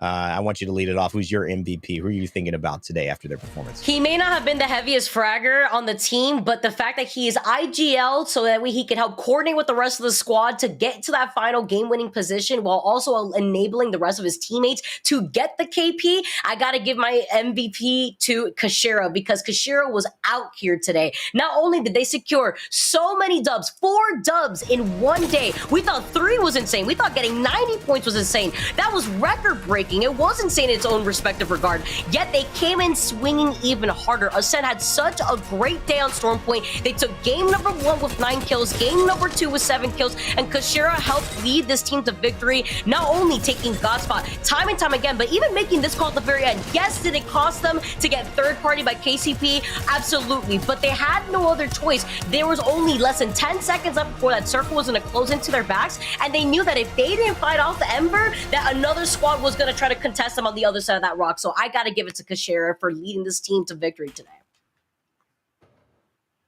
All right, well, we got to say we love it here. And, you know, I think I'm going to talk about one of my honorable mentions here if we're ready to go for it. I know that we've got John ready to bounce back with his nod. But for me, you know, we talk about a team. I mentioned the Zed joke. I don't say Zed sometimes when our producer says it. I say, what does that mean? But I do think that person who's making me respect the Z, it's Zane. I mean, Zane and VZN have played so well today. And you talk about almost having that second place finish. Obviously, KCP have done a great job to push them outside of that position, but it wasn't for the lack of trying. And I think that's where you have to look at an MVP performance. When you talk about someone who has been alive, who has been showcased in the final moments, they're both of their teams down for quite a while, and then being able to show up again and again and again as the last player standing. But not only that, win 1v1s, make plays happen, and, you know, look to have his other teammates look to him to leadership to get them out of those sticky situations. And you can see the top of the leaderboard. It's Max Strafey and Zane right after that, an 18 kill performance. What a day and what a moment, I think, for VZ, and almost have their coming out party in EMEA, in the ALGS. And so that's why, for me, I got to shout out Zane. I feel like it's something that we had to mention here. But of course, John, as we head to you to finish off some of our MVP nods, I want to see who you got and who you've been thinking about after their performance today. Yeah, Randy, I think Zane's a great call. You know, overall, he's making an absolute case for Rookie of the Year coming through as a preseason qualifying team. But for me, I think y'all know where I'm going with this. I already gave love to him. It's Max Strafey. What a showing and performance from the overall kill leader on the day. Strafey does it, making a return to Apex and ALGS after not having a chance to play with his squad at Champs. I'm sure it was devastating for him. A lot of people wondered, how will he return? He hasn't had the competitive experience under his belt, wasn't able to play in the remaining or end of Split 2 playoffs as well. So has been a while since he's had a chance to compete in top tier Apex, and well, he answered that question. He showed up huge for this squad, 19 kills on the day, making plays left, right, and center. Max Strafey is an absolute fragger, one of the best pound for pound and just pure slayers that we have in all of Apex Legends. Nasky's been saying it for years now, and he of course left this squad, joined Na'Vi, and well, Nasky, Strafey, and Dell, or at least Nasky and Dell, didn't have the same success without him. He rejoins this team, and all of a sudden, KCP is a top 2, top 3 team in EMEA once again. It just goes to show the impact that Strafey has on this team, and really it's because of his playmaking ability. Strafey is an absolute monster, and he showed it today as my nod for Monster MVP. Well, every player that we just mentioned today deserves a special nod because all of their teams not only performed extremely well, I believe taking top 3, but also each of them had highlight moments that made those plays and those placements possible. That, of course, have been our MVPs for the day. All right, let's get to it because the day isn't quite over. No. You thought we were going to go without talking to this team. We need to understand the conspiracy. That's right. I tweeted it out. A versus C. Somehow they keep rising in points, which is what Ascend means. Yeah, there's some tomfoolery going on. We're going to get to the bottom of it, or maybe they're just that didn't good. Of course, I'm talking about Ascend, and we have a chance to interview one of the main players, or IGL, Kashera. So let's bring him on. Kashera, how are you doing today? Hey. Congratulations. I just got to say, you are almost creating history here in EMEA, and I got to know how it feels after your back-to-back wins in the A versus C groups. It's a mix of feelings, like relief mainly, but yeah, I'm very thrilled, very happy. I couldn't ask for a better day than this one. I didn't thought that it was possible for us to do better than the 2 weekdays ago, but yeah, I guess we show up big time. The zones help, the rotations, and yeah, we just played with what we had, and we ended up dominating, I guess. I'll lean into one. I thought that there was a big difference between A versus B and A versus C for you guys. You pointed it out. We saw that you had this massive performance. Is there anything that you see in this matchup with this 20 teams that maybe doesn't happen in the matchup with A versus B? Is there something that's a little easier? We noticed you could find those God spots, and you didn't have to take fights until top 3 a lot of the time. So walk me through if there's any difference there that you guys are seeing on the battlefield. Like in first sight, it looks like the results talk for themselves. But in theory, I will say that this group is maybe harder for us because we have more top-heavy teams around us, cutting our rotations. But I don't know, maybe that just makes our focus go up a notch. And I will say that, yeah, we struggled in the first match day on the other group, A versus B. But I would say that the last time we did another 9th place, it was kind of a false 9th place because I thought like the way we played, the way we approached the game, it was enough for us to take top 2, top 1, but individually we were not there in that week. It was a pretty rough week for the entire team. And yeah, we took the 9th place, but we focus up. In the beginning of this week, we said like no more playing around. Let's just work hard, practice, and yeah, the results talk for themselves.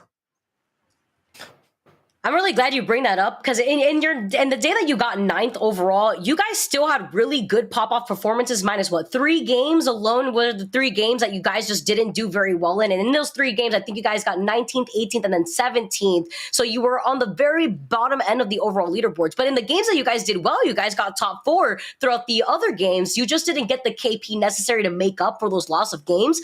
What was your different approach going into today where you wanted to replicate that success in day number 2? Did you guys kind of slow things down, only play for positioning because we saw how patient you were being on the crypto and World's Edge and stuff?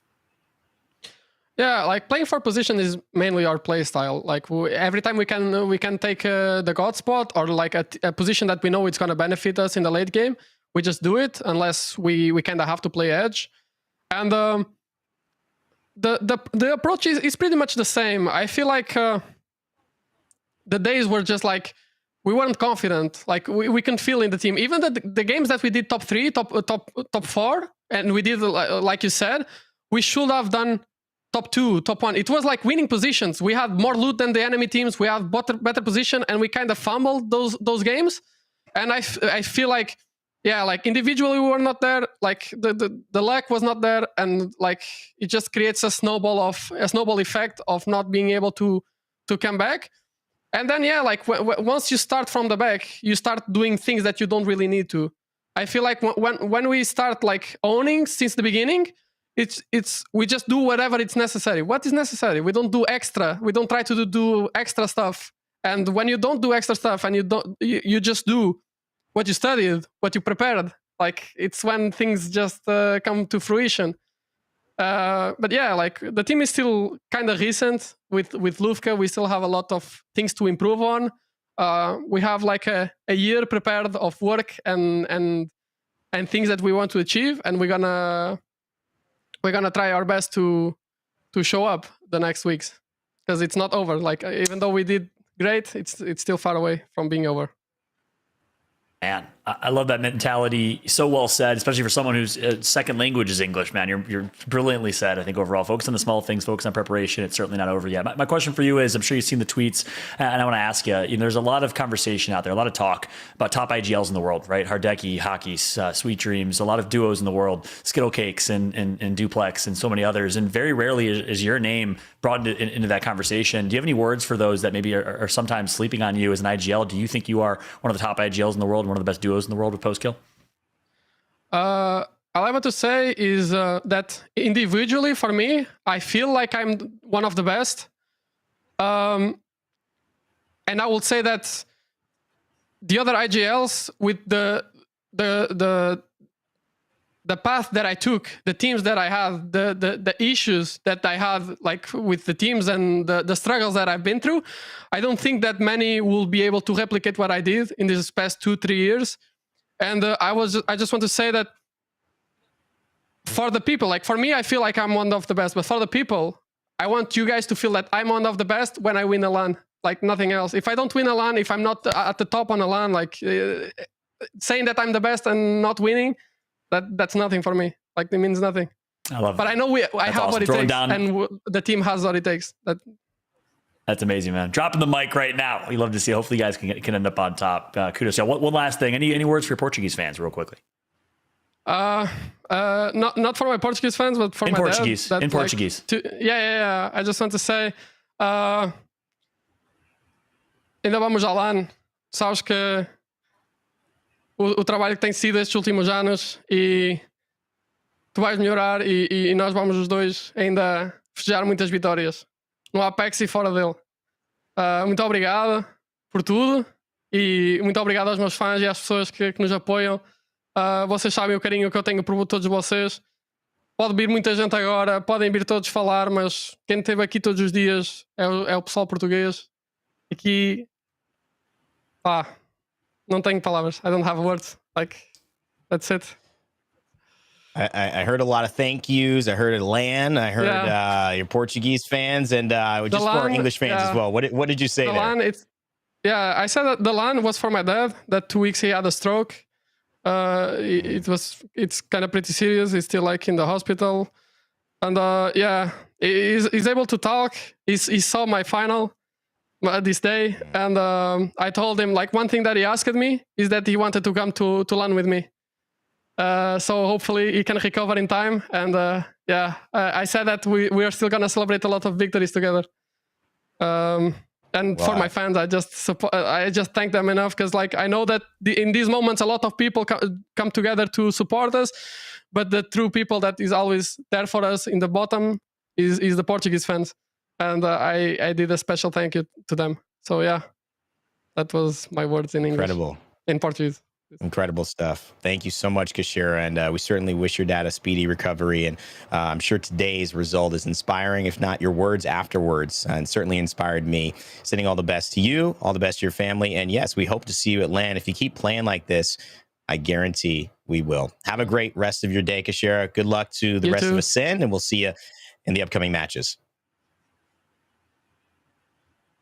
Wow, what a moment there for Kashira, thanking his dad and talking about the moments that he hopes to see coming up with him at future events and LANs. We know how special an Apex LAN is. Clearly very, very special for him. Final thoughts, guys, not only just on the interview, but on the day. I'll start with you, Fallout. Just kind of close this out here. What's going through your mind?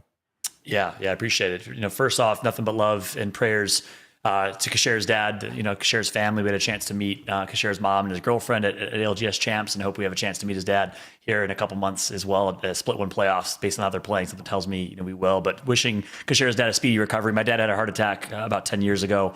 And it was one of the hardest moments in my life. So big thank you to Kashera for being willing to be vulnerable. Apex community, make sure you send love to Kashera and prayers for his father for a speedy recovery. And that's all I have in terms of final words. It's just love for the Apex community. We call ourselves the Apex family because the amount of support that we show for one another. This is a moment where Kashera needs your support. So sending love to Kashera and congratulations to Ascend for a dominating win and a dominating performance. He was playing for more than himself today. He was playing for his dad, and boy, did he play great. Kudos to Ascend and congratulations to them. Vicky? Fallout took the words out of my mouth. Shout out to Kashera, sending all the prayers that I possibly can to Kashera and his dad. Guys, we are one big happy family here in the Apex Legends community. This is why this is one of my favorite communities of all esports. So honestly, seeing Ascend and seeing their success today is just the cherry on top to know the history and the story that Kashera has to go through, especially seeing how humble and amazing he is as just an individual player. So shout out to Kashera and the rest of the squad. They played out of their minds today, and I cannot wait to see what more they have in store for us in the EMEA region. Well, thank you, John and Vicky. I can't help but echo all of those thoughts and more. You've been fantastic today. Thank you for your effort, and we'll see you all very soon. All right, that is going to start closing out our day here. We love those kind words and, again, the heartfelt sentiment of the fact that we are one. And if you want to continue to be a part of this family, maybe you could stick around for North America, 2200 GMT, 1400 PT. That is 2 o'clock Pacific time. We will be back with more NA action. We ended on a thrill today. Ascend, climb to the top in groups A versus C. What will happen in North America? TSM taking a break today, so someone else is going to get another win. Let's see who it is. Make sure to stay tuned. See you there.